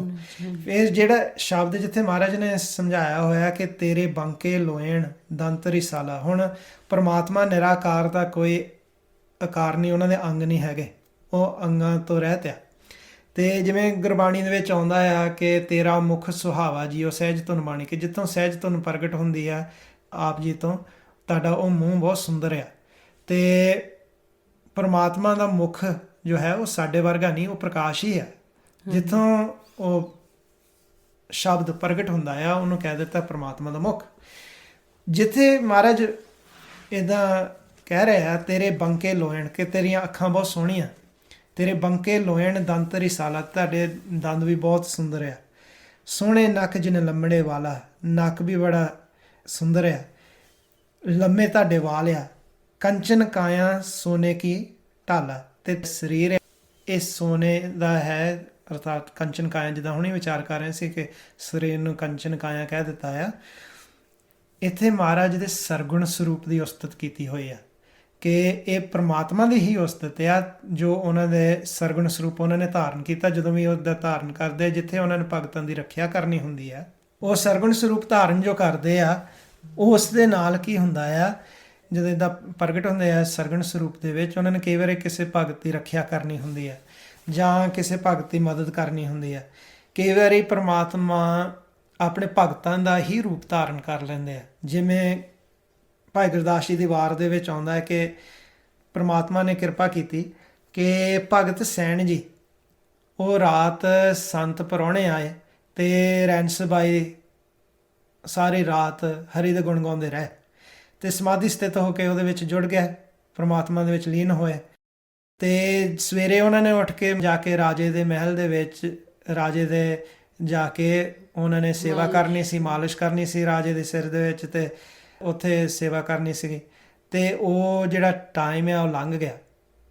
ਤੇ ਜਦੋਂ ਐਸਾ ਹੋਇਆ, ਭਾਈ ਗੁਰਦਾਸ ਜੀ ਕਹਿੰਦੇ ਆ ਕਿ ਆਏ ਸੰਤ ਪ੍ਰਾਹੁਣੇ ਕੀਰਤਨ ਹੋਆ ਰਹਿਣ ਸਬਾਈ, ਛੱਡ ਨਾ ਸਕੈ ਸੰਤ ਜਨ ਰਾਜ ਦੁਆਰ ਨਾ ਸੇਵ ਕਮਾਈ, ਸੈਨ ਰੂਪ ਹਰ ਹੋਏ ਕੈ ਆਇਆ ਰਾਣੇ ਨੋ ਰਿਜਾਈ, ਕਿ ਪ੍ਰਮਾਤਮਾ ਨੇ ਆਪ ਭਗਤ ਸੈਣ ਜੀ ਦਾ ਰੂਪ ਧਾਰਨ ਕਰਕੇ ਰਾਜੇ ਦੀ ਜਾ ਕੇ ਸੇਵਾ ਕੀਤੀ। ਸਾਜਨਾ ਨੂੰ ਵਿਦਾ ਕਰ ਰਾਜ ਦੁਆਰ ਗਿਆ ਸ਼ਰਮਾਈ। ਹੁਣ ਅਗਲੇ ਦਿਨ ਜਦੋਂ ਇੱਦਾਂ ਉਹ ਸਮਾਧੀ ਤੋਂ ਬਾਹਰ ਨਿਕਲੇ ਭਗਤ ਸੈਣ ਜੀ, ਤਾਂ ਉਹਨਾਂ ਨੂੰ ਬੜਾ ਮਹਿਸੂਸ ਹੋਇਆ ਕਿ ਟਾਈਮ ਮੇਰੇ ਤੋਂ ਖੁੰਝ ਗਿਆ, ਮੇਰੇ ਤੋਂ ਜਾ ਨਹੀਂ ਹੋਇਆ ਰਾਜ ਦਰਬਾਰ ਦੇ ਵਿੱਚ। ਤੇ ਉਸ ਵੇਲੇ ਉਹਨਾਂ ਨੂੰ ਪਤਾ ਨਹੀਂ ਸੀ ਕਿ ਪ੍ਰਮਾਤਮਾ ਨੇ ਮੇਰਾ ਰੂਪ ਧਾਰਨ ਕਰਕੇ ਜਾ ਕੇ ਰਾਜੇ ਦੀ ਸੇਵਾ ਕੀਤੀ। ਤੇ ਫਿਰ ਭਾਈ ਗੁਰਦਾਸ ਜੀ ਕਹਿੰਦੇ ਰਾਣੇ ਦੂਰੋਂ ਸੱਦ ਕੇ ਗੱਲੋਂ ਕਵਾਏ ਖੋਲ ਪਹਿਨਾਈ, ਕਿ ਉਹਨਾਂ ਨੇ ਨਾ, ਰਾਜਾ ਇੰਨਾ ਖੁਸ਼ ਸੀਗਾ ਕਿ ਜੋ ਮਾਲਿਸ਼ ਕੀਤੀ ਸੀ ਇੱਦਾਂ ਅਸਲ ਵਿੱਚ ਪ੍ਰਮਾਤਮਾ ਨੇ ਕੀਤੀ, ਕਿ ਉਹਨਾਂ ਨੇ ਆਪਣੇ ਵਸਤਰ ਭਗਤ ਸੈਣ ਜੀ ਨੂੰ ਦੇ ਦਿੱਤੇ। ਤੇ ਇਹ ਭਾਈ ਗੁਰਦਾਸ ਜੀ ਦੀ ਵਾਰਾਂ ਦੇ ਵਿੱਚ ਆਉਂਦਾ ਹੈ, ਤੁਸੀਂ ਇਹਦਾ ਪੜ੍ਹ ਵੀ ਸਕਦੇ ਆ। ਤੇ ਹੁਣ ਜਦੋਂ ਭਗਤਾਂ ਬਾਰੇ ਤਾਂ ਪੜ੍ਹਦੇ ਹਾਂ, ਕਈ ਵਾਰੀ ਅਸੀਂ ਪੜ੍ਹਦੇ ਹਾਂ ਕਿ ਪ੍ਰਮਾਤਮਾ ਨੇ ਕਿਸੇ ਨਾ ਕਿਸੇ ਭਗਤ ਦੀ ਰੱਖਿਆ ਕੀਤੀ। ਜਿਵੇਂ ਹਾਥੀ ਦੀ ਕੀਤੀ ਸੀਗੀ, ਤੰਦੂਆ ਜਿਹੜਾ ਸੀ ਉਹ ਖਿੱਚ ਕੇ ਹਾਥੀ ਨੂੰ ਪਾਣੀ ਦੇ ਵਿੱਚ ਲਿਜਾ ਰਿਹਾ ਸੀ, ਤੇ ਆਖਰਕਾਰ ਜਿਹੜਾ ਗੱਜ ਸੀ ਉਹਨੇ ਆਪਣੇ ਸੁੰਡ ਤਾਂ ਨੂੰ ਚੱਕ ਕੇ ਆਵਾਜ਼ ਮਾਰੀ ਪ੍ਰਮਾਤਮਾ ਨੂੰ ਕਿ ਮੈਨੂੰ ਬਚਾ ਲਓ, ਆਪਣੀ ਭਾਸ਼ਾ ਦੇ ਵਿੱਚ। ਤੇ ਉਸ ਵੇਲੇ ਜਿਹੜੇ ਰਿਸ਼ੀ ਮੁਨੀ ਸਨ ਉਹਨਾਂ ਨੇ ਦੇਖਿਆ ਕਿ ਵਿਸ਼ਨੂੰ ਭਗਵਾਨ ਦੇ ਰੂਪ ਦੇ ਵਿੱਚ ਸੁਦਰਸ਼ਨ ਚੱਕਰ ਚਲਾ ਕੇ ਤੰਦੂਏ ਦੇ ਜਿਹੜੀਆਂ ਤਾਰਾਂ ਸੀਗੀਆਂ ਉਹ ਸਾਰੀਆਂ ਕੱਟ ਦਿੱਤੀਆਂ ਤੇ ਹਾਥੀ ਨੂੰ ਬਚਾਇਆ ਪ੍ਰਮਾਤਮਾ ਨੇ। ਗੱਜ ਕੀ ਤਰਾਸ ਮਿਟੀ ਸ਼ਿਨੂ ਮੈਂ, ਜਬ ਹੀ ਰਾਮ ਬਖਾਨੋ ਨਾਰਦ ਕਹਿਤ, ਸੁਨਤ ਧਰੂ ਬਾਰਕ ਭਜਨ ਮਾਹੇ ਲਪਟਾਨੋ। ਕਹਿੰਦੇ ਕਿ ਜਿਹੜਾ ਗੱਜ ਸੀ ਇੱਕ ਛਿਨ ਦੇ ਵਿੱਚ, ਕਿਉਂਕਿ ਉਹਨੇ ਰਾਮ ਦਾ ਨਾਮ ਲਿਆ, ਉਹਦੇ ਬਚਾ ਕਰ ਲਿਆ ਪ੍ਰਮਾਤਮਾ ਨੇ। ਤੇ ਕਹਿੰਦੇ ਕਿ ਨਾਰਦ ਮੁਨੀ ਨੇ ਵੀ ਫਿਰ ਭਗਤ ਧਰੁੰਜੀ ਨੂੰ ਸਮਝਾਇਆ ਕਿ ਤੂੰ ਵੀ ਇਦਾਂ ਹੀ ਭਜਨ ਦੇ ਵਿੱਚ ਐਨ ਲੀਨ ਹੋ ਜਾ। ਹਾਂਜੀ, ਜਿਵੇਂ ਹੁਣ ਆਪਾਂ ਪ੍ਰਚਾਰ ਦੀ ਗੱਲ ਕਰਦੇ ਹਾਂ, ਸਾਰਿਆਂ ਨੂੰ ਕਰਨਾ ਚਾਹੀਦਾ ਸੱਚ ਦਾ ਪ੍ਰਚਾਰ, ਜੋ ਗੁਰੂ ਸਾਹਿਬ ਸਾਨੂੰ ਗੁਰਬਾਣੀ ਵਿੱਚ ਸਮਝਾਉਂਦੇ। ਮਾਰੇ ਕਹਿੰਦੇ ਜਿੱਥੇ ਵੀ ਜਾਓ ਬਹਿ ਕੇ ਭਲਾ ਕਰੋ। ਭਲਾਈ ਇਹਦੇ ਵਿੱਚ ਹੀ ਹੈ ਕਿ ਤੁਹਾਨੂੰ ਵੀ ਰਸ ਆਵੇ ਤੇ ਦੂਜਿਆਂ ਨੂੰ ਵੀ ਤੁਸੀਂ ਦੱਸਦੇ ਆ। ਮਾਰੇ ਕਹਿੰਦੇ ਜਿੱਥੇ ਜਾਏ ਬਈਏ ਭਲਾ ਕਹੀਏ, ਝੋਲ ਅੰਮ੍ਰਿਤ ਪੀਜੇ। ਕਿ ਵਾਕਈ ਜਦੋਂ ਤੁਸੀਂ ਉਸ ਮਾਲਕ ਦੀ ਉਸਤਤ ਕਰਦੇ ਆ, ਪ੍ਰਮਾਤਮਾ ਦੀ ਉਸਤਤ ਕਰਦੇ ਆ, ਤੁਹਾਨੂੰ ਵੀ ਰਸ ਆਉਣਾ ਸ਼ੁਰੂ ਹੋ ਜਾਂਦਾ। ਤੇ ਮਹਾਰਾਜ ਨੇ ਆਪਾਂ ਨੂੰ ਫਿਰ ਗੁਰਬਾਣੀ ਰਾਹੀਂ ਸਿੱਧਾ ਸਮਝਾਇਆ ਕਿ ਕਿਵੇਂ ਮਾਲਕ ਨਾਲ ਮਿਲਾਪ ਕਰਨਾ। ਇਵੇਂ ਇੱਕ ਵਾਰੀ ਹਬੋਰ ਜਦੋਂ ਸੰਗਤ ਹੁੰਦੀ ਸੀ ਪਿਤਾ ਜੀ ਦੇ ਨਾਲ, ਉੱਥੇ ਇੱਕ ਫੈਕਟਰੀ 'ਚ ਕੰਮ ਕਰਦੇ ਸੀ ਵੀਰ ਜੀ। ਉਹ ਕੇਰਲਾ ਦੇ ਇਲਾਕੇ ਦੇ ਸੀ। ਉਹ ਸੰਗਤ ਕਰਨ ਲੱਗ ਪਏ, ਉਹਨਾਂ ਨੂੰ ਕੋਈ ਲੈ ਕੇ ਆਇਆ, ਹਿੰਦੀ ਬੋਲਦੇ ਸੀ। ਤਾਂ ਉਹ ਜਦੋਂ ਸੰਗਤ ਕਰਨ ਲੱਗ ਪਏ ਤਾਂ ਇੱਦਾਂ ਵਾਰ-ਵਾਰ ਸੰਗਤ 'ਚ ਆਉਣ ਲੱਗ ਪਏ। ਉੱਥੇ ਹਬੋਰ ਜਦੋਂ ਸੈਚਰਡੇ ਸੰਗਤ ਕਰਦੇ ਸੀ ਤਾਂ ਉਹ ਸਮਝ ਪੈਣ ਲੱਗ ਪਈ ਉਹਨੂੰ ਕਿ ਗੁਰੂ ਸਾਹਿਬ ਕੀ ਕਹਿ ਰਹੇ। ਪਿਤਾ ਜੀ ਨੇ ਵਾਰ-ਵਾਰ ਸਮਝਾਉਣਾ ਕਿ ਜਿਸ ਪਰਮਾਤਮਾ ਦੇ ਅਸੀਂ ਬੱਚੇ ਹਾਂ, ਤੇ ਸਾਡੇ ਸਾਰਿਆਂ ਦਾ ਇੱਕ ਹੀ ਧਰਮ ਆ, ਸੱਚ ਆ, ਤੇ ਉਸ ਦੇ ਅਸੀਂ ਬੱਚੇ ਹਾਂ, ਤੇ ਉਹਦੇ ਨਾਲ ਮਿਲਾਪ ਕਰਨਾ। ਉਹਦਾ ਕੋਈ ਰੂਪ ਰੰਗ ਰੇਖ ਭੇਖ ਨਹੀਂ, ਅਨੁਭਵ ਪ੍ਰਕਾਸ਼ ਆ, ਹੈ ਨਾ। ਜਦੋਂ ਇਹਨਾਂ ਨੇ ਬਹੁਤ ਸੰਗਤ ਹਰ ਵਾਰ ਫੈਕਟਰੀ ਤੋਂ ਫਿਰ ਵਿਹਲੇ ਹੋ ਕੇ ਹਰ ਸ਼ਨੀਵਾਰ ਪ੍ਰੋਗਰਾਮ ਅਟੈਂਡ ਕਰਦੇ ਸੀ। ਉਹ ਕੇਰਲਾ ਤੋਂ ਜਿਹੜੇ ਸੀ ਵੀਰ ਜੀ। ਇੱਕ ਵਾਰੀ ਜਦੋਂ ਹੁਣ ਉਹਨਾਂ ਨੂੰ ਕਾਫੀ ਹੋ ਗਿਆ, ਅਭਿਆਸ ਵੀ ਆਪ ਕਰ ਲੱਗ ਪਏ, ਸ਼ਬਦ ਵੀ ਸੁਣਦੇ ਸੀ, ਫਿਰ ਉਹਨਾਂ ਨੇ ਪਿਤਾ ਜੀ ਨਾਲ ਹੀ ਵਾਰ-ਵਾਰ ਉਹ ਦੱਸਿਆ ਵੀ ਆ ਕੇ ਕਿ ਮੈਨੂੰ ਇੱਦਾਂ ਜਦੋਂ ਸਿਮਰਨ ਕਰਦਾ ਪ੍ਰੈਕਟੀਕਲ ਹੁੰਦਾ। ਸੋ ਉਹਨਾਂ ਨੇ ਸਟੋਰੀ ਸੁਣਾਈ ਉੱਥੇ ਸੰਗਤ 'ਚ। ਕਹਿੰਦੇ ਮੈਂ ਨਾ ਇੱਕ ਗੁਰੂ ਘਰ ਦੇ ਰਸਤੇ 'ਚ ਜਾ ਰਿਹਾ ਸੀ, ਤਾਂ ਮੈਂ ਮੱਥਾ ਟੇਕਣ ਗਿਆ ਤਾਂ ਉੱਥੇ ਭਾਈ ਸਾਹਿਬ ਬੈਠੇ ਸੀ, ਗਿਆਨੀ ਜਿਹੜੇ ਉੱਥੇ ਕਰ ਰਹੇ ਸੀ ਸੇਵਾ ਗ੍ਰੰਥੀ ਦੀ। ਤਾਂ ਕਹਿੰਦੇ ਮੈਂ ਸੋਚਿਆ ਇਹਨਾਂ ਨੂੰ ਮੈਂ ਪੁੱਛਾਂ। ਕਹਿੰਦੇ ਮੈਂ ਇਹਨਾਂ ਨੂੰ ਕਿਹਾ ਗਿਆਨੀ ਜੀ ਮੈਨੂੰ ਇਹ ਦੱਸੋ ਕਿ ਤੁਸੀਂ ਪਰਮਾਤਮਾ ਦਾ ਕਿਹੋ ਜਿਹਾ ਰੂਪ ਆ ਅਤੇ ਅਸੀਂ ਪਰਮਾਤਮਾ ਨੂੰ ਕਿਵੇਂ ਮਿਲ ਸਕਦੇ। ਕਹਿੰਦੇ ਲੈ ਇਹ ਵੀ ਕੋਈ, ਅੱਗੋਂ ਗ੍ਰੰਥੀ ਸਾਹਿਬ ਕਹਿੰਦੇ ਇਹ ਵੀ ਕੋਈ ਗੱਲ ਬਹਿ ਤੈਨੂੰ ਦੱਸਾਂ। ਕਹਿੰਦੇ ਜਿਹੜਾ ਪਰਮਾਤਮਾ ਹੈ ਨਾ, ਉਹਦਾ ਸ਼ੇਰ ਵਰਗਾ ਮੂੰਹ ਹੀ, ਚਾਰ ਉਹਦੀਆਂ ਬਾਹਾਂ। ਉਹ ਇਹਦਾ ਐਕਸਪਲੇਨ ਕਰਨ ਲੱਗ ਪਏ। ਨਰਸਿੰਘ ਰੂਪ ਜਿਹੜਾ ਗੁਰਬਾਣੀ ਵਿੱਚ ਦੱਸਿਆ ਆ ਕਿ ਭਗਤ ਪ੍ਰਹਿਲਾਦ ਜੀ ਨੂੰ ਬਚਾਉਣ ਵਾਸਤੇ, ਹਾਂ, ਜਦੋਂ ਭਗਤ ਪ੍ਰਹਿਲਾਦ ਜੀ ਨੂੰ ਬਚਾਉਣ ਵਾਸਤੇ ਮਹਾਰਾਜ ਨੇ ਜਿਹੜਾ ਰੂਪ ਧਾਰਨ ਕੀਤਾ ਸੀ, ਉਹ ਐਕਸਪਲੇਨ ਕਰਨ ਲੱਗ ਪਏ। ਕਹਿੰਦੇ ਅੱਛਾ ਫਿਰ ਜਦੋਂ ਅਭਿਆਸ ਕਰੀ ਤਾਂ ਕਹਿੰਦਾ ਇੱਦਾਂ ਦਿਸੂ ਪਰਮਾਤਮਾ ਤੈਨੂੰ। ਉਹ ਬੜੇ ਹੈਰਾਨ ਹੋਏ। ਕਹਿੰਦੇ ਤੁਸੀਂ ਆਨੰਦ ਸਾਹਿਬ ਪੜ੍ਹਦੇ ਆ, ਆਨੰਦ ਸਾਹਿਬ ਦੀ ਬਾਣੀ ਦੇ ਵਿੱਚ ਕਿ ਇੱਦਾਂ ਸਤਿਗੁਰੂ ਦੀ ਪ੍ਰਾਪਤੀ ਹੁੰਦੀ ਆ, ਅਤੇ ਜਿਹਦੀ ਪ੍ਰਾਪਤੀ ਹੁੰਦੀ ਉਹਦਾ ਤਾਂ ਕੋਈ ਰੂਪ ਰੰਗ ਰੇਖ ਭੇਖ ਨਹੀਂ ਗੁਰਬਾਣੀ 'ਚ ਦੱਸਿਆ। ਅਤੇ ਤੁਸੀਂ ਕਿਹੜੇ ਸ਼ੇਰ ਦੇ ਮੂੰਹ ਵਾਲੇ ਦੀ ਗੱਲ ਕਰ ਰਹੇ ਆ। ਅਤੇ ਜਦੋਂ ਉਹਨੇ ਅੱਗੋਂ ਵਿਚਾਰ ਕੇਰਲਾ ਤੋਂ ਜਿਹੜੇ ਸੀ, ਉਹ ਸੋਚਦੇ ਸੀ ਜਿਹੜੇ ਗ੍ਰੰਥੀ ਜੀ ਕਿ ਇਹਨੂੰ ਤਾਂ ਕੁਛ ਪਤਾ ਨਹੀਂ ਹੋਣਾ, ਤਾਂ ਇਹਨੂੰ ਇੱਦਾਂ, ਉਹ ਕਿਉਂਕਿ ਹਿੰਦੀ ਬੋਲਦੇ ਸੀ ਅਤੇ ਇੱਦਾਂ ਕੇਰਲੀ ਥੋੜ੍ਹੇ ਭਾਸ਼ਾ, ਅਤੇ ਉਹ ਆਪਦੇ ਮੁਤਾਬਕ ਇੱਦਾਂ ਦੱਸਣ ਲੱਗ ਪਏ ਉਹਦਾ ਸ਼ੇਰ ਦਾ ਮੂੰਹ ਹੋਣਾ। ਅਤੇ ਫਿਰ ਉਹ ਕਹਿੰਦੇ ਮੈਂ ਸੁਣ ਨਹੀਂ ਗਿਆ। ਫਿਰ ਬਾਅਦ 'ਚ ਕਹਿੰਦੇ ਮੈਂ ਉਹਨੂੰ ਦੱਸਿਆ, ਮੈਂ ਕਹਿੰਦੇ ਕਿ ਮੈਂ ਸੰਗਤ ਕਰਦਾ ਅਤੇ ਪ੍ਰਮਾਤਮਾ ਦਾ ਤਾਂ ਕੋਈ ਰੂਪ ਰੰਗ ਰੇਖ ਭੇਖ ਨਹੀਂ, ਮੰਨੇ ਉਹਨੂੰ ਮਿਲਣਾ ਆ ਮਾਲਕ ਨੂੰ, ਅਤੇ ਗੁਰਬਾਣੀ 'ਚ ਤਾਂ ਲਿਖਿਆ। ਫਿਰ ਕਹਿੰਦੇ ਉਹ ਹੈਰਾਨ ਹੋ ਗਿਆ।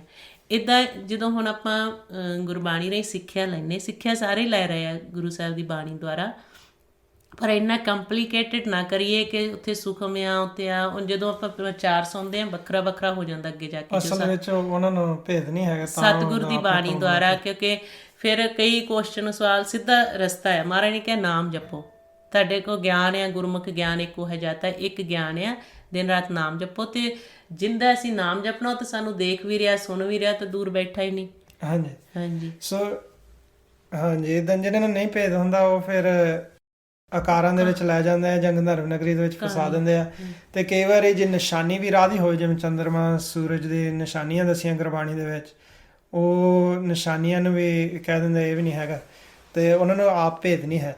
ਸੋ ਇੰਨਾ ਹੈ ਕਿ ਅਸੀਂ ਸਮਝਣਾ ਹੈ ਕਿ ਜਿੱਦਾਂ ਪ੍ਰਮਾਤਮਾ ਕੋਈ ਵੀ ਰੂਪ ਧਾਰਨ ਕਰਕੇ ਹਾਜ਼ਰ ਹੋ ਸਕਦੇ ਆ ਕਿਸੇ ਵੀ ਭਗਤ ਦੀ ਰੱਖਿਆ ਕਰਨ ਲਈ। ਹੁਣ ਜਦੋਂ ਭਗਤ ਪ੍ਰਹਿਲਾਦ ਜੀ ਦੀ ਰੱਖਿਆ ਕੀਤੀ, ਉਹਨਾਂ ਨੇ ਨਰਸਿੰਘ ਰੂਪ ਧਾਰਨ ਕੀਤਾ, ਕਿਉਂਕਿ ਉਸ ਵੇਲੇ ਉਸ ਰੂਪ ਦੀ ਲੋੜ ਸੀਗੀ, ਤੇ ਉਹਨਾਂ ਨੇ ਹਰਨਾਕਸ਼ ਨੂੰ ਮਾਰਿਆ।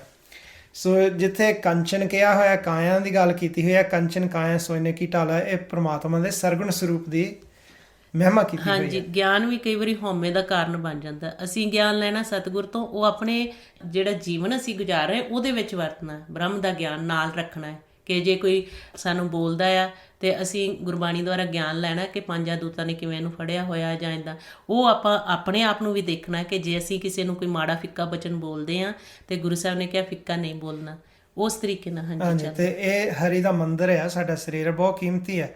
ਜੇ ਤਾਂ ਸਾਡਾ ਮਨ ਪੰਜਾਂ ਚੋਰਾਂ ਦੇ ਵੱਸ ਹੋ ਜਾਂਦਾ ਤੇ ਫਿਰ ਤਾਂ ਇਹ ਸਾਡਾ ਜਿਹੜਾ ਸਰੂਪ ਆ ਇਹਨੂੰ ਘਟੀਆ ਗਿਣਿਆ ਜਾਂਦਾ। ਮਨਮੁਖ ਕਾਇਰਕ ਰੂਪ ਹੈ, ਬਿਨ ਨਾਮੈ ਨਖ ਨਾਹੈ। ਤੇ ਜੇ ਅਸੀਂ ਨਾਮ ਨਾਲ ਇਦਾਂ ਜੁੜੇ ਰਹੀਏ ਫਿਰ ਤਾਂ ਮਹਾਰਾਜ ਨੇ ਕਿਹਾ ਹੈ, ਕੰਚਨ ਕਾਇਆ ਨਿਰਮਲੀ ਜੋ ਸੱਚ ਨਾਮ ਸੱਚ ਲਾਗੀ। ਇਦਾਂ ਹੀ ਸਾਡਾ ਮਨ ਸੋਨੇ ਵਰਗਾ ਬਣ ਜਾਂਦਾ ਤੇ ਇਦਾਂ ਹੀ ਸਾਡਾ ਸਰੀਰ ਸੋਨੇ ਦੀ ਨਿਆਈ ਗਿਣਿਆ ਜਾਂਦਾ। ਤੇ ਓਕੇ, ਗੁਰਮੁਖਾਂ ਨੇ ਸਵਾਲ ਪੁੱਛਿਆ, ਕਹਿੰਦੇ Waheguru ji, every time I do Simran I started feeling snoring. I don't feel it, but others family got upset with this. How to fix this, please? So ਗੁਰਮੁਖਾਂ ਨੇ ਹਾਂਜੀ ਸਵਾਲ ਪੁੱਛਿਆ, ਕਹਿੰਦੇ ਕਿ ਜਦੋਂ ਵੀ ਸਿਮਰਨ ਕਰਦੇ ਆ ਤਾਂ ਮੈਨੂੰ ਘਰਾੜੇ ਆਉਣ ਲੱਗ ਪੈਂਦੇ ਆ, ਤੇ ਮੈਨੂੰ ਆਪ ਤਾਂ ਮਹਿਸੂਸ ਨਹੀਂ ਹੁੰਦਾ, ਪਰ ਬਾਕੀ ਪਰਿਵਾਰ ਅਪਸੈਟ ਹੋ ਜਾਂਦਾ ਇਸ ਗੱਲ ਦੇ ਨਾਲ। ਇਹਨੂੰ ਕਿਵੇਂ ਹੁਣ ਠੀਕ ਕੀਤਾ ਜਾਏ? ਸੋ ਇਦਾਂ ਹੈ ਕਿ ਪਿਤਾ ਜੀ ਤਾਂ ਦੱਸਦੇ ਹੁੰਦੇ ਸੀ ਸਾਨੂੰ ਕਿ ਜਦੋਂ ਘਰਾੜਾ ਵੱਜਦਾ ਆ ਤੇ ਉਸ ਵੇਲੇ ਜਿਹੜਾ ਮਨ ਆ ਇਸ ਸਰੀਰ ਨੂੰ ਛੱਡ ਜਾਂਦਾ ਹੈ। ਉਂਝ ਕਈ ਵਾਰੀ ਹੁੰਦਾ ਹੈ ਕਿ ਜੇ ਸੰਗਤ ਵਿੱਚ ਅਸੀਂ ਜਾਂ ਪਰਿਵਾਰ ਦੇ ਵਿੱਚ ਬੈਠ ਕੇ ਇੱਦਾਂ ਇਕੱਠੇ ਸਿਮਰਨ ਕਰ ਰਹੇ ਹੁੰਦੇ ਆ ਤੇ ਕੋਸ਼ਿਸ਼ ਕਰਨੀ ਚਾਹੀਦੀ ਹੈ ਕਿ ਉਹ ਦੂਜਿਆਂ ਦਾ ਨਾ ਅਪਸੈਟ ਹੋਵੇ, ਕਿ ਥੋੜ੍ਹਾ ਜਿਹਾ ਆਪਣੇ ਆਪ ਨੂੰ ਜਾਗਤ ਅਵਸਥਾ ਦੇ ਵਿੱਚ ਇੰਨਾ ਥੋੜ੍ਹਾ ਜਿਹਾ ਕੰਟਰੋਲ ਕਰਕੇ ਕਿ ਹਜੇ ਸੁਣ ਵਿੱਚ ਫਟਾਫਟ ਜਾਣਾ ਨਹੀਂ, ਉਹ ਥੋੜ੍ਹਾ ਜਿਹਾ ਆਪਣੇ ਮਨ ਨੂੰ ਹੋਰ ਸ਼ਬਦ ਦੁਆਰਾ ਕੁੱਟੀਏ, ਤੇ ਫਿਰ ਜਦੋਂ ਰਾਤ ਨੂੰ ਇੱਦਾਂ ਅਭਿਆਸ ਕਰਕੇ ਸੌਣਾ ਹੀ ਹੁੰਦਾ ਹੈ ਉਦੋਂ ਫਿਰ ਸੁਣ 'ਚ ਜ਼ਿਆਦਾ ਛੇਤੀ ਜਾਇਆ ਜਾਏ। ਹੁਣ ਕਈ ਵਾਰੀ ਕਿ ਦਿਨੇ ਅਸੀਂ ਜੇ ਅਭਿਆਸ ਕਰਦੇ ਹਾਂ ਸੰਗਤ ਵਿੱਚ ਵੀ ਬੈਠ ਕੇ ਤੇ ਸੁਣ 'ਚ ਚਲੇ ਜਾਂਦੇ। ਹੁਣ ਜਿਵੇਂ ਬੱਚੇ ਹੁੰਦੇ ਆ, ਕਈ ਵਾਰੀ ਉਹਨਾਂ ਨੂੰ ਅਸੀਂ ਬਿਠਾ ਕੇ ਸਿਮਰਨ ਕਰਾਈ ਦਿਨੇ ਤੇ ਉਹਨਾਂ ਨੂੰ ਰਾਤ ਨੂੰ ਫਿਰ ਨੀਂਦ ਨਹੀਂ ਆਉਂਦੀ। ਸੋ ਨੀਂਦ ਜਿਹੜੀ ਹੈ ਟਿਪਿਕਲੀ 6 to 7 ਆਵਰਸ, 6 ਤੋਂ 7 ਘੰਟੇ ਹਰੇਕ ਨੂੰ ਚਾਹੀਦਾ ਹੀ ਹੈ। ਤੇ ਇਸ ਤਰੀਕੇ ਦੇ ਨਾਲ ਕੋਸ਼ਿਸ਼ ਕਰੋ ਕਿ ਸਿਮਰਨ ਕਰੇ, ਆਪਣੇ ਆਪ ਨੂੰ ਸਿਰਫ ਸੰਕੋਚਣਾ ਆ ਕਿ ਸੁਣ ਵਿੱਚ ਜਾਣਾ ਨਹੀਂ। ਜਦੋਂ ਇੱਦਾਂ ਜੇ ਤੁਹਾਡੇ ਘਰਾੜੇ ਵੱਜਦੇ ਆ ਤੇ ਜਦੋਂ ਤੁਸੀਂ ਇੱਦਾਂ ਸੰਗਤ ਵਿੱਚ ਬੈਠ ਕੇ ਅਭਿਆਸ ਕਰ ਰਹੇ ਆ, ਉਂਝ ਜਦੋਂ ਇੱਦਾਂ ਹੁਣ ਅਸੀਂ ਵੀ ਇੱਥੇ ਆਨਲਾਈਨ ਕਰ ਰਹੇ ਹਾਂ ਤੇ ਤੁਸੀਂ ਘਰੇ ਬੈਠ ਕੇ ਜੇ ਸੁਣ 'ਚ ਚਲੇ ਗਏ ਕੋਈ ਗੱਲ ਨਹੀਂ, ਕਿ ਜੇ ਤੁਸੀਂ ਕਿਸੇ ਨੂੰ ਡਿਸਟਰਬ ਨਹੀਂ ਕਰ ਰਹੇ, ਪਰ ਜਦੋਂ ਇਕੱਠੇ ਬੈਠੇ ਹੁੰਦੇ ਫਿਰ ਥੋੜ੍ਹਾ ਜਿਹਾ ਡਿਫਿਕਲਟ ਹੋ ਜਾਂਦਾ ਦੂਜਿਆਂ ਨੂੰ ਵੀ ਕਿ ਫੁਰਨਿਆਂ ਤੋਂ ਰਹਿਤ ਹੋਣਾ। Waheguru ji, minimum how many hours we should do Simran, as I am doing shift work sometimes I feel so tired after my work, still I want to do but when I don't do I feel so bad. ਸੋ ਗੁਰਮੁਖਾਂ ਨੇ ਪੁੱਛਿਆ ਕਿ ਘੱਟ ਤੋਂ ਘੱਟ ਕਿੰਨੇ ਘੰਟੇ ਸਿਮਰਨ ਅਭਿਆਸ ਕਰਨਾ ਚਾਹੀਦਾ ਹੈ? ਕਿ ਕਹਿੰਦੇ ਕਿ ਸ਼ਿਫਟ ਵਰਕ ਕਰੀਦਾ ਆ ਤੇ ਕਈ ਵਾਰੀ ਥਕੇਵਾਂ ਬਹੁਤ ਮਹਿਸੂਸ ਹੁੰਦਾ ਹੈ ਕੰਮ ਤੋਂ ਬਾਅਦ, ਫਿਰ ਵੀ ਸਿਮਰਨ ਕਰਨ ਦੀ ਇੱਛਾ ਹੈ ਪਰ ਜਦੋਂ ਨਾ ਕਰਾਂ ਤਾਂ ਇੱਦਾਂ ਬਹੁਤ ਮਾੜਾ ਮਹਿਸੂਸ ਹੁੰਦਾ ਹੈ। ਸੋ ਹਾਂਜੀ, ਕਰਮ ਕਰਨਾ ਵੀ ਜ਼ਰੂਰੀ ਆ, ਪਰ ਆਪਾਂ ਨੂੰ ਦੱਸਿਆ ਕਿ ਜਿਹੜਾ ਅਸੀਂ ਕਰਮ ਦੇ ਨਾਲ ਸਿਮਰਨ ਕਰਦੇ ਹਾਂ ਨਾ, ਗੁਰੂ ਸਾਹਿਬ ਕਹਿੰਦੇ ਕਰਮ ਦੇ ਨਾਲ ਧਰਮ ਦ੍ਰਿੜ ਕਰਨਾ ਤੁਸੀਂ। ਤੇ ਧਰਮ ਕਿਹੜਾ ਦ੍ਰਿੜ ਕਰਨਾ? ਧਰਮ ਦ੍ਰਿੜੋ ਹਰਨਾਮ ਤੇ ਆਓ। ਜਦੋਂ ਵੀ ਤੁਹਾਨੂੰ ਯਾਦ ਆ ਜੇ ਕੰਮ ਦੇ ਨਾਲ ਵੀ ਤੁਸੀਂ ਕਰ ਸਕਦੇ, ਪਰ ਜਦੋਂ ਰਾਤ ਨੂੰ ਸੌਣ ਲੱਗਦੇ, ਜਦੋਂ ਤੁਹਾਡੇ ਕੋਲ ਟਾਈਮ ਹੁੰਦਾ, ਰਾਤ ਨੂੰ ਭਾਵੇਂ 15 ਮਿੰਟ ਭਾਵੇਂ 20 ਮਿੰਟ ਜ਼ਰੂਰ ਜਦੋਂ ਬੈਠ ਕੇ ਤੇ ਫਿਰ ਲੇਟ ਜਾਇਆ ਕਰੋ, ਸਿਮਰਨ ਕਰਿਆ ਕਰੋ। ਉਹ ਜਿਹੜਾ ਟਾਈਮ ਹੁੰਦਾ ਸਾਰਾ ਦਿਨ ਦਾ ਤੁਸੀਂ ਕਰਮ ਕੀਤਾ ਹੋਇਆ ਜਾਂ ਤੁਸੀਂ ਕਰਮ ਦੇ ਨਾਲ ਸਿਮਰਨ ਕਰਦੇ ਆ, ਫਿਰ ਬੜੀ ਜਲਦੀ ਤੁਸੀਂ ਸਹਿਜ ਵਿੱਚ ਚਲੇ ਜਾਂਦੇ। ਪਿਤਾ ਜੀ ਦੱਸ ਦਿੰਦੇ ਸੀ ਕਿ ਜੇ ਤੁਹਾਡੇ ਕੋਲ ਅਜੇ ਨਹੀਂ ਹੋਇਆ ਸਿਮਰਨ ਤਾਂ ਰਾਤ ਨੂੰ ਜਿਹੜਾ ਕੋਈ ਘੰਟਾ ਹੁੰਦਾ ਭਾਵੇਂ 2 ਘੰਟੇ, ਉਹਦੇ ਵਿੱਚ ਹੀ ਤੁਸੀਂ ਫਿਰ ਜਲਦ ਵਿਚਾਰਾਂ ਤੋਂ ਰਹਿਤ ਹੋ ਸਕਦੇ, ਜਦੋਂ ਅਭਿਆਸ ਕਰ ਸਕਦੇ। ਜਦੋਂ ਨੀਂਦ ਲੈ ਕੇ ਫਿਰ ਉੱਠਦੇ ਆ ਤੇ ਫਿਰ ਵੀ ਅਭਿਆਸ ਕੀਤਾ ਜਾ ਸਕਦਾ ਹੈ। ਹਾਂਜੀ, ਤੇ ਤਾਂ ਹੀ ਮਹਾਰਾਜ ਨੇ ਸਾਨੂੰ ਸਮਝਾ ਦਿੱਤਾ ਕਿ ਸੌਂਦੇ ਵਾਹੋ ਵਾਹੋ ਉਚਰੇ, ਉੱਠਤੇ ਵੀ ਵਾਹੋ ਕਰੇ, ਨਾਨਕ ਤੇ ਮੁਖ ਉਜਲੇ, ਜਿਨੇ ਉੱਠ ਸੰਭਾਲੇ। ਤੇ ਜਦੋਂ ਅਸੀਂ ਉੱਠਣ ਸਾਰ ਇੱਦਾਂ ਸਵੇਰੇ ਸ਼ਾਂਤੀ ਹੁੰਦੀ ਆ ਉਦੋਂ ਵੀ ਅਸੀਂ ਉਸੇ ਵੇਲੇ ਸਿਮਰਨ ਸ਼ੁਰੂ ਕਰ ਲੈਣਾ। ਹਾਂਜੀ, ਜੋ ਆਪਾਂ ਨੂੰ ਗੁਰਬਾਣੀ ਰਾਹੀਂ ਆਪਾਂ ਵਿਚਾਰ ਕਰ ਰਹੇ ਹਾਂ, ਸਾਨੂੰ ਪਿਤਾ ਜੀ ਨੇ ਸਿਖਾਇਆ ਗੁਰਬਾਣੀ ਦੇ ਰਾਹੀਂ, ਉਹਨਾਂ ਨੇ ਆਪ ਪ੍ਰੈਕਟੀਕਲ ਕੀਤਾ। ਜਿਨ੍ਹਾਂ ਗੁਰਮੁਖਾਂ ਨੂੰ ਜਣਾਉਂਦੇ ਆ ਮਹਾਰਾਜ, ਉਹਨਾਂ ਨੂੰ ਗੁਰਮੁਖ ਸਾਜਦੇ ਆ, ਤੇ ਉਹ ਗੁਰਮੁਖ ਫਿਰ ਸਾਡੇ ਵਰਗਿਆਂ ਭੁੱਲਿਆਂ ਹੋਇਆਂ ਨੂੰ ਸਤਿਗੁਰ ਦੀ ਬਾਣੀ ਨਾਲ ਜੋੜਦੇ ਆ, ਸਮਝਾਉਂਦੇ ਕਿ ਸਤਿਗੁਰ ਕੀ ਸਾਨੂੰ ਸੂਝੀ ਦੇ ਰਹੇ। ਤੇ ਮਹਾਰਾਜ ਕਹਿੰਦੇ ਆ, ਗੁਰਮੁਖ ਜਾਏ ਮਿਲੇ ਨਿਜ ਮਹਿਲੀ, ਅਨਹਦ ਸ਼ਬਦ ਵਜਾਵੈ ਗੋ, ਜੀ ਜਨ ਸਭ ਸਿਸ਼ਟ ਉਪਾਏ, ਗੁਰਮੁਖ ਸੋਭਾ ਪਾਵੈ ਗੋ। ਐਸੇ ਗੁਰਮੁਖਾਂ ਦੀ ਹਰ ਵਕਤ ਸੋਭਾ ਹੁੰਦੀ ਹੈ, ਜਿਨ੍ਹਾਂ ਨੂੰ ਮਾਲਕ ਆਪਣੇ ਨਾਲ ਮਿਲਾ ਲੈਂਦਾ ਤੇ ਉਹ ਮਾਲਕ ਦਾ ਫਿਰ ਸੰਦੇਸ਼ ਸਾਨੂੰ ਦਿੰਦੇ ਆ। ਸੋ ਪਿਤਾ ਜੀ ਨੇ ਸਾਨੂੰ ਆਪ ਪ੍ਰੈਕਟੀਕਲ ਸਾਰਾ ਗੁਰਬਾਣੀ ਰਾਹੀਂ ਕਰਕੇ ਸਾਨੂੰ ਫਿਰ ਗੁਰਬਾਣੀ ਰਾਹੀਂ ਇੱਕ ਵਿਸਥਾਰ ਨਾਲ ਦੱਸਿਆ ਕਿ ਭਗਤਾਂ ਨੇ ਕਿ ਜਦੋਂ ਤੁਸੀਂ ਸਿਮਰਨ ਕਰੋਗੇ, ਸਿਮਰਨ ਕਰਦਿਆਂ ਹੋਇਆਂ ਤੁਹਾਨੂੰ ਕੀ ਮਹਿਸੂਸ ਹੋਏਗਾ, ਕਿਵੇਂ ਤੁਸੀਂ ਮਨ ਨੂੰ ਦੇਖਣਾ, ਕਿੱਥੇ ਜਾ ਕੇ ਤੁਹਾਨੂੰ ਸ਼ਬਦ ਸੁਣਦਾ ਹੈ, ਕਿਹੜੇ ਕਿਹੜੇ ਸਾਨੂੰ ਸ਼ਬਦ ਸੁਣਦੇ ਆ, ਸਾਰਾ ਹੀ ਤ੍ਰੈ ਗੁਣਾਂ ਦਾ, ਕਿਵੇਂ ਸਾਡਾ ਮਨ ਤ੍ਰੈ ਗੁਣਾਂ ਦੇ ਵਿੱਚ ਵਿਚਰਦਾ, ਤ੍ਰੈ ਗੁਣਾਂ ਤੋਂ ਕਿਵੇਂ ਚੌਥੇ ਪਦ ਵਿੱਚ ਜਾਣਾ, ਉਹ ਸਾਰਾ ਹੀ ਉਹਨਾਂ ਨੇ ਪ੍ਰੈਕਟੀਕਲ ਕਰਕੇ ਤੇ ਸਾਡੇ ਵਰਗੇ ਜੀਵਾਂ ਨੂੰ ਸਮਝਾਇਆ। ਸੋ ਜਿਹੜਾ ਅਸੀਂ ਇਹ ਗੁਰਬਾਣੀ ਦੀ ਵਿਚਾਰ ਕਰ ਰਹੇ ਹਾਂ, ਅਸੀਂ ਉਹਨਾਂ ਤੋਂ ਹੀ ਸਿੱਖਿਆ ਸਾਰਾ ਕੁਝ, ਜੋ ਉਹਨਾਂ ਨੇ ਗੁਰਬਾਣੀ ਰਾਹੀਂ ਸਾਨੂੰ ਭੇਜ ਦਿੱਤਾ ਤੇ ਅਭਿਆਸ ਕਰਕੇ ਸਿਖਾਇਆ ਕਿ ਕਿਵੇਂ ਅਭਿਆਸ ਆਪ ਕਰਨਾ। ਇਦਾਂ ਹੀ ਜਿਹੜੇ ਫਿਰ ਉਹਨਾਂ ਨੂੰ ਹਾਂਜੀ ਸਾਧੂ ਵੀ ਕਿਹਾ ਆ, ਸਾਰੇ ਉਹਨਾਂ ਨੂੰ ਨਾਮ ਮਹਾਰਾਜ ਕਹਿੰਦੇ ਦਿੱਤੇ ਆ। ਉਹ ਫਿਰ ਜਦੋਂ ਅਸੀਂ ਇਹਦਾ ਸਾਧੂਆਂ ਦੇ ਅੰਚਲ ਲੱਗਦੇ ਆ, ਮਹਾਰਾਜ ਕਹਿੰਦੇ ਗੁਰਬਾਣੀ 'ਚ ਆਪਾਂ ਨੂੰ ਭਗਤ ਕਬੀਰ ਜੀ ਦੱਸ ਦਿੰਦੇ, ਕਬੀਰ ਜਮ ਕਾ ਠੇਗਾ ਬੁਰਾ ਹੈ ਉਹ ਨਹੀਂ ਸਹਿਆ ਜਾਏ, ਕਿ ਜਮਾਂ ਦਾ ਜਿਹੜਾ ਮਾਰ ਆ ਕਹਿੰਦੇ ਉਹ ਸਹਿ ਨਹੀਂ ਹੋਣੀ ਜੇ ਅਸੀਂ ਪ੍ਰਮਾਤਮਾ ਦੇ ਵੱਲ ਨਹੀਂ ਲੱਗਦੇ। ਫਿਰ ਕਹਿੰਦੇ ਏਕ ਜੋ ਸਾਧੂ ਮੋਹ ਮਿਲਿਓ ਤਿੰਨ ਲੀਆ ਅੰਚਲ ਲਾਏ, ਕਿ ਐਸੇ ਸਾਧੂ ਜਿਹੜੇ ਫਿਰ ਸਾਨੂੰ ਆਪਣੇ ਨਾਲ ਲਾ ਲੈਂਦੇ ਆ, ਭੇਦ ਦੇ ਦਿੰਦੇ ਆ, ਪੰਜਾਂ ਤੋਂ ਛੁਡਾ ਲੈਂਦੇ ਆ।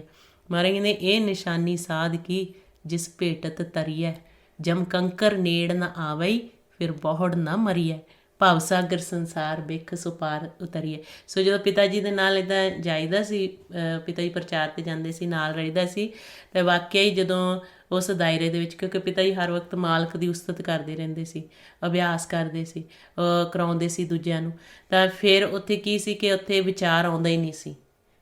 ਤਾਂ ਇਹ ਮਹਾਰਾਜ ਕਹਿੰਦੇ ਸਾਧ ਕੇ ਸੰਗ ਨਾਹੀਂ ਕਿਛ ਕਾਲ, ਦਰਸ਼ਨ ਭੇਟਤ ਹੋਤ ਨਿਹਾਲ। ਇਹ ਸਾਰਾ ਪ੍ਰੈਕਟੀਕਲ ਆ। ਜਦੋਂ ਅਸੀਂ ਇੱਦਾਂ ਪਿਤਾ ਜੀ ਨਾਲ ਰਹਿੰਦੇ ਸੀ, ਵਾਕਿਆ ਹੀ ਫੁਰਨਾ ਆਉਂਦਾ ਹੀ ਨਹੀਂ ਸੀ। ਜਦੋਂ ਅਸੀਂ ਉਹਨਾਂ ਦੇ ਦਾਇਰੇ 'ਚ ਇੱਦਾਂ ਬੈਠੇ, ਹਰ ਵਕਤ ਉਹਨਾਂ ਨੇ ਸ਼ਬਦੀ ਵਿਚਾਰ ਜੋ ਦੂਜਿਆਂ ਨੂੰ ਸਮਝਾਉਣਾ ਕਿ ਇੱਦਾਂ ਮਾਲਕ ਨਾਲ ਜੁੜਿਆ ਜਾ ਸਕਦਾ ਹੈ। ਪਰ ਆਪਾਂ ਵੀ ਜਦੋਂ ਹੁਣ ਦੇਖਣਾ ਹੈ ਨਾ ਕਿ ਜੋ ਗੁਰਮੁਖਾਂ ਨੇ ਸਾਨੂੰ ਸਮਝਾਇਆ, ਜ਼ਿਆਦਾ ਗਿਆਨ ਜਿਹੜਾ ਹੈ ਪਿਤਾ ਜੀ ਦੱਸ ਦਿੰਦੇ, ਵੀ ਕਈ ਵਾਰੀ ਹਉਮੈ ਬਣ ਜਾਂਦੀ ਸੀ। ਅਸੀਂ ਸੋਚਦੇ ਕਿ ਸਾਨੂੰ ਇੰਨਾ ਗਿਆਨ ਹੋ ਗਿਆ, ਗਾਂ ਦੀ ਗਾਂ ਫਿਰ ਸੂਖਮ ਗਿਆਨ, ਸਾਨੂੰ ਆਹ ਗਿਆਨ ਇੰਨਾ ਕੰਪਲੀਕੇਟਡ ਕਰ ਦਿੰਦੇ ਕਿ ਫਿਰ ਕੰਫਿਊਜ਼ਿੰਗ ਪੈਦਾ ਹੋ ਜਾਂਦੀ, ਕੋਈ ਕਿਸੇ ਨੂੰ ਕੁਛ ਦਿਸਣ ਲੱਗ ਪਿਆ, ਕਿਸੇ ਨੂੰ ਕੁਛ। ਇਸ ਕਰਕੇ ਜੋ ਗੁਰਬਾਣੀ ਵਿੱਚ ਸਾਨੂੰ ਦੱਸਿਆ, ਜੋ ਗੁਰਮੁਖਾਂ ਨੇ ਸਮਝਾਇਆ, ਜਦੋਂ ਅਸੀਂ ਇਹਦਾ ਸਿੰਪਲ ਤਰੀਕੇ ਨਾਲ ਸਾਨੂੰ ਦੱਸਿਆ ਕਿ ਤੁਸੀਂ ਸਿਮਰਨ ਕਰਨਾ, ਕਰਮ ਦੇ ਨਾਲ ਤੁਸੀਂ ਧਰਮ ਨੂੰ ਦ੍ਰਿੜ ਕਰਨਾ। ਹਾਂਜੀ, ਮੈਨੂੰ ਵੀ ਬੋਲਣ ਦਿਓ ਮਾੜਾ ਜਿਹਾ। ਤੇ ਅੱਛਾ ਜੀ, ਇਹਦੇ ਮੈਂ ਬੇਨਤੀ ਕਰਨੀ ਸੀ, ਪਿਤਾ ਜੀ ਨੂੰ ਯਾਦ ਕਰ ਰਿਹਾ ਗੁਰਮੁਖ, ਤੇ ਹੁਣ ਆਪ ਖੋਜੀ ਸਨ, ਉਹਨਾਂ ਨੇ ਖੋਜ ਕਰਨੀ, ਗੁਰਬਾਣੀ ਰਾਹੀਂ ਖੋਜ ਕਰਨੀ, ਆਪਣੇ ਸਰੀਰ ਦੀ ਖੋਜ ਕੀਤੀ ਉਹਨਾਂ ਨੇ, ਤੇ ਉਹਨਾਂ ਨੇ ਫਿਰ ਜਿਨ੍ਹਾਂ ਨੂੰ ਸਿਖਾਇਆ ਉਹਨਾਂ ਨੂੰ ਖੋਜ ਕਰਨ ਦੀ ਜਾਚ ਸਿਖਾਈ। ਤਾਂ ਹੀ ਅਸੀਂ ਜਿੰਨੇ ਵੀ ਸੰਗਤ ਜਿਹਨੇ ਕੀਤੀ ਆ ਉਹ ਬਹੁਤ ਲੱਕੀ ਆ, ਤੇ ਬੜੇ ਮਹਾਰਾਜ ਦੀ ਕਿਰਪਾ ਆ ਜਿਨ੍ਹਾਂ ਨੇ ਸੰਗਤ ਇੱਦਾਂ ਮਹਾਂਪੁਰਖਾਂ ਦੀ ਕੀਤੀ। ਸੋ ਇਹਦੇ ਵਿੱਚ ਜੋ ਸਿੱਖਿਆ ਫਿਰ ਸਾਨੂੰ ਮਿਲਦੀ ਹੈ, ਉਹ ਗਾਂ ਦੀ ਗਾਂ ਹੁਣ ਹਰੇਕ ਵੰਡਣ ਦੀ ਕੋਸ਼ਿਸ਼ ਕਰਦਾ। ਪਰ ਪ੍ਰੋਬਲਮ ਇੱਧਰ ਆ ਜਾਂਦੀ ਹੈ ਕਿ ਜਿੱਥੇ ਜਿਨ੍ਹਾਂ ਨੇ ਪੂਰੀ ਸੰਗਤ ਨਹੀਂ ਕੀਤੀ ਜਾਂ ਸਮਝ ਨਹੀਂ ਲੱਗੀ, ਉਹ ਫਿਰ ਆਪਣੇ ਕੋਲੋਂ ਬਣਾ ਕੇ ਜਿਹੜਾ ਦੱਸਦੇ ਆ ਉਹ ਮੁਸ਼ਕਿਲ ਹੋ ਜਾਂਦਾ ਹੈ। ਅਤੇ ਅਸੀਂ ਇਹ ਕੋਸ਼ਿਸ਼ ਕਰੀਏ ਕਿ ਉਹ ਵਾਰ-ਵਾਰ ਜਿੱਦਾਂ ਪਿਤਾ ਜੀ ਸਾਨੂੰ ਗੁਰਬਾਣੀ ਨਾਲ ਜੋੜਦੇ ਸੀ, ਅਸੀਂ ਹਰੇਕ ਵਾਰ ਗੁਰਬਾਣੀ ਰਾਹੀਂ ਇੱਦਾਂ ਵਿਚਾਰ ਕਰੀਏ। ਹੁਣ ਜਿਵੇਂ ਕੰਚਨ ਦਾ ਲਾਸਟ ਦੇ ਵਿੱਚ ਕਹਿ ਦਿੰਦਾ ਗੋਲਡ ਦਾ, ਕਿ ਇਸ ਸਾਡੇ ਮਨ ਨੂੰ ਵੀ ਸੋਨੇ ਵਰਗਾ ਕਿਹਾ ਆ ਜਦੋਂ ਇਹ ਗੁਰੂ ਸ਼ਬਦ ਨਾਲ ਜੁੜਦਾ ਆ, ਸ਼ਬਦ ਗੁਰੂ ਨਾਲ। ਸਾਡੇ ਸਰੀਰ ਨੂੰ ਵੀ ਕਿਹਾ ਆ, ਫਿਰ ਇਸ ਸਰੀਰ ਨੂੰ ਹਰਮੰਦਰ ਕਿਹਾ ਕਿ ਹਰਮੰਦਰ ਇਹੋ ਸਰੀਰ ਹੈ, ਗਿਆਨ ਰਤਨ ਪ੍ਰਗਟ ਹੋਏ, ਕਿ ਗਿਆਨ ਦਾ ਰਤਨ ਇਹਦੇ ਵਿੱਚ ਪ੍ਰਗਟ ਹੁੰਦਾ। ਅਤੇ ਮਹਾਰਾਜ ਫਰਮਾਉਂਦੇ ਨੇ, ਪ੍ਰਭ ਹਰਮੰਦਰ ਸੋਹਣਾ ਤਿਸ ਮੈਂ ਮਾਣਕ ਲਾਲ, ਮੋਤੀ ਹੀਰਾ ਨਿਰਮਲਾ ਕੰਚਨ ਕੋਟ ਰਿਸਾਲ। ਕਹਿੰਦੇ ਪ੍ਰਭੂ ਦਾ ਇਹ ਹਰੀ ਦਾ ਮੰਦਰ ਜੋ ਹੈ ਇਹ ਬਹੁਤ ਸੋਹਣਾ ਆ, ਇਹਦੇ ਵਿੱਚ ਮਾਣਕ ਨੇ, ਲਾਲ ਆ, ਮੋਤੀ ਹੀਰੇ ਨੇ, ਬੜੇ ਨਿਰਮਲ ਨੇ, ਅਤੇ ਕਹਿੰਦੇ ਇਹ ਕੰਚਨ ਕੋਟ ਰਿਸਾਲ, ਇਹਦੇ ਆਲੇ ਦੁਆਲੇ ਇਹ ਕੰਚਨ ਦੀ ਜਿਹੜਾ ਆ ਕੋਟ ਆ ਸਾਡਾ ਸਰੀਰ ਆ। ਬਿਨ ਪੌੜੀ ਗੜ ਕਿਉਂ ਚੜੋ ਗੁਰ ਹਰ ਧਿਆਨ ਨਿਹਾਲ। ਕਹਿੰਦੇ ਗੁਰੂ ਦੇ ਨਾਲ ਜੁੜ ਕੇ ਧਿਆਨ ਦੀ ਅਵਸਥਾ ਦੇ ਵਿੱਚ ਜਾ ਕੇ ਅਸੀਂ ਨਿਹਾਲ ਹੋ ਸਕਦੇ ਹਾਂ, ਕਿਉਂਕਿ ਇਹਨੂੰ ਕੋਈ ਹੋਰ ਪੌੜੀ ਨਹੀਂ ਹੈਗੀ ਦ੍ਰਿਸ਼ਟਮਾਨ ਜਿਸ 'ਤੇ ਅਸੀਂ ਚੜ੍ਹ ਕੇ ਇਸ ਮਨ ਨੂੰ ਉੱਪਰ ਚਾੜ੍ਹ ਸਕਦੇ। ਸਿਰਫ ਸ਼ਬਦ ਗੁਰੂ ਹੀ ਉਹ ਪੌੜੀ ਹੈ। ਗੁਰ ਪੌੜੀ ਬੇੜੀ ਗੁਰੂ, ਗੁਰ ਤੁਲਾ ਹਰ ਨਾਉ, ਗੁਰ ਸਰ ਸਾਗਰ ਬੋਹਿ ਤੋ, ਗੁਰ ਤੀਰਥ ਦਰਿਆਓ।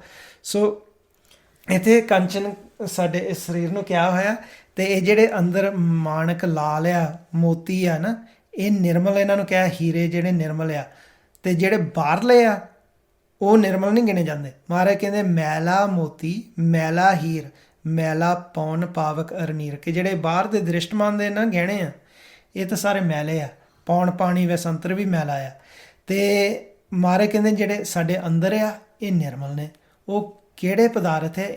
ਇਹ ਜਿਹੜੇ ਹੀਰੇ ਮੋਤੀ ਹੈ ਸਾਡੇ ਅੰਦਰ, ਜਿਹਨੂੰ ਅਸੀਂ ਪ੍ਰਾਪਤ ਕਰ ਸਕਦੇ ਹਾਂ ਅਭਿਆਸ ਕਰਕੇ, ਉਹ ਹੈ ਨਾਮ, ਹਰੀ ਦਾ ਰਸ, ਬ੍ਰਹਮ ਰਸ, ਹਰੀ ਦਾ ਪ੍ਰਕਾਸ਼, ਆਤਮਿਕ ਪ੍ਰਕਾਸ਼। ਸੋ ਹਾਂਜੀ, ਪਿਤਾ ਜੀ ਦੀ ਸ਼ਖਸੀਅਤ ਇਦਾਂ ਦੀ ਸੀ, ਕੋਈ ਇੱਕ ਵਾਰੀ ਉਹਨਾਂ ਨੂੰ ਮਿਲਦਾ ਸੀ ਦੁਬਾਰਾ ਮਿਲਣ ਨੂੰ ਦਿਲ ਕਰਦਾ ਸੀ, ਐਸੇ ਗੁਰਮੁਖ ਹੁੰਦੇ ਆ। ਫਿਰ ਇੱਕ ਵਾਰੀ ਕੀ ਗੱਲ ਹੋਈ ਕਿ ਪਿਤਾ ਜੀ ਤੇ ਮੈਂ ਬੈਠੇ ਸੀ, ਪਿਤਾ ਜੀ ਕਹਿੰਦੇ ਸੁਖ ਰਬਾਬ ਸੁਣਨੀ। ਤੇ ਜਿੱਦਾਂ ਆਪਾਂ ਜਦੋਂ ਗੁਰਬਾਣੀ ਰਾਹੀਂ ਇਦਾਂ ਦੇਖਦੇ ਆ ਸਾਰਾ ਜੀਵਨ, ਤਾਂ ਕਿਹਾ ਹਾਂਜੀ। ਪਿਤਾ ਜੀ ਕਹਿੰਦੇ ਫਿਰ ਅੱਖਾਂ ਬੰਦ ਕਰ ਲਓ। ਜਦੋਂ ਆਪਾਂ ਗੁਰਮੁਖਾਂ ਦੇ ਕੋਲ ਬੈਠੇ ਹੁੰਦੇ ਆ, ਵਿਧੀ ਹੈ ਜੀ ਲਾਈ ਕਿ ਉਹ ਰਬਾਬ ਦੀ ਆਵਾਜ਼ ਇਦਾਂ ਦੀ ਸੁਣੀ ਕਿ ਉਹ ਕਦੇ ਇੱਥੇ ਸੁਣੀ ਨਹੀਂ ਰਬਾਬ ਦੀ ਆਵਾਜ਼। ਸੋ ਜਦੋਂ ਪਿਤਾ ਜੀ ਇਦਾਂ ਕਿਰਪਾ ਕਰਦੇ, ਉਹਨਾਂ ਨੇ ਸਾਰਾ ਆਪਣਾ ਜੀਵਨ ਉਸ ਤਰੀਕੇ ਨਾਲ ਬਤੀਤ ਕੀਤਾ ਜਿਵੇਂ ਗੁਰਬਾਣੀ ਵਿੱਚ ਗੁਰਮੁਖਾਂ ਦਾ ਜੀਵਨ ਦੱਸਿਆ। ਸੋ ਜਿਹੜਾ ਵੀ ਉਹਨਾਂ ਨੂੰ ਮਿਲਦਾ ਸੀ ਫਿਰ ਦਿਲ ਕਰਦਾ ਸੀ, ਜਿਹੜੇ ਗੁਰਮੁਖ ਮਿਲ ਜਾਂਦੇ ਫਿਰ ਦੁਬਾਰਾ ਆਉਂਦੇ ਸੀ ਮਿਲਣ। ਹਾਂਜੀ ਹਾਂਜੀ, ਕਿਉਂਕਿ ਉਹਨਾਂ ਨੇ ਆਪਣਾ ਪ੍ਰੈਕਟੀਕਲ ਕੀਤਾ ਤੇ ਹੋਰਨਾਂ ਨੂੰ ਕਰਾਇਆ। ਹਰੇਕ ਨਾਲ ਪਿਆਰ ਕਰਦੇ ਸੀ। ਇਦਾਂ ਦਾ ਅਸੀਂ ਵੀ ਜਦੋਂ ਇਦਾਂ ਗੁਰਮੁਖਾਂ ਦਾ ਜੀਵਨ ਦੇਖਦੇ ਅਸੀਂ ਵੀ ਕੋਸ਼ਿਸ਼ ਕਰਨੀ ਕਿ ਸਾਡਾ ਵੀ ਉੱਦਾਂ ਦਾ ਜੀਵਨ ਹੋਵੇ ਜੋ ਗੁਰਬਾਣੀ ਵਿੱਚ ਗੁਰਮੁਖਾਂ ਦਾ ਜੀਵਨ, ਤੇ ਅਸੀਂ ਦੇਖਿਆ ਵੀ ਹੈ ਗੁਰਮੁਖਾਂ ਦਾ ਜੀਵਨ, ਉੱਦਾਂ ਦਾ ਮਹਾਰਾਜ ਕਿਰਪਾ ਕਰਨ ਸਾਡੇ ਸਾਰਿਆਂ ਤੇ। ਸੋ ਦੇਹੋ ਸੱਜਣ ਅਸੀਸੜੀਆਂ ਜੋ ਹੋਵੇ ਸਭ ਸਮੇਲ। ਇਸ ਤਰੀਕੇ ਨਾਲ ਆਪਾਂ ਮਹਾਰਾਜ ਦੀ ਬਾਣੀ ਦੁਆਰਾ, ਗੁਰਬਾਣੀ 'ਚ ਜੋ ਆਪਾਂ ਦੱਸਿਆ ਅਰਦਾਸਾਂ ਬੇਨਤੀਆਂ ਕਰਨੀਆਂ ਤੇ ਅਭਿਆਸ, ਤੇ ਜੋ ਗੁਰੂ ਸਾਹਿਬ ਗੁਰਬਾਣੀ 'ਚ ਦੱਸਦੇ ਉਪਦੇਸ਼ ਨੂੰ ਦ੍ਰਿੜ ਕਰਨਾ ਹੈ, ਸਿਰਫ ਵਿਚਾਰਨ ਤੱਕ ਤੇ ਗਾਉਣ ਤੱਕ ਤੇ ਸੁਣਨ ਤੱਕ ਨਹੀਂ, ਉਹਨੂੰ ਉਪਦੇਸ਼ ਨੂੰ ਆਪਣੇ ਜੀਵਨ ਦੇ ਵਿੱਚ ਵੀ ਲੈ ਕੇ ਆਉਣਾ।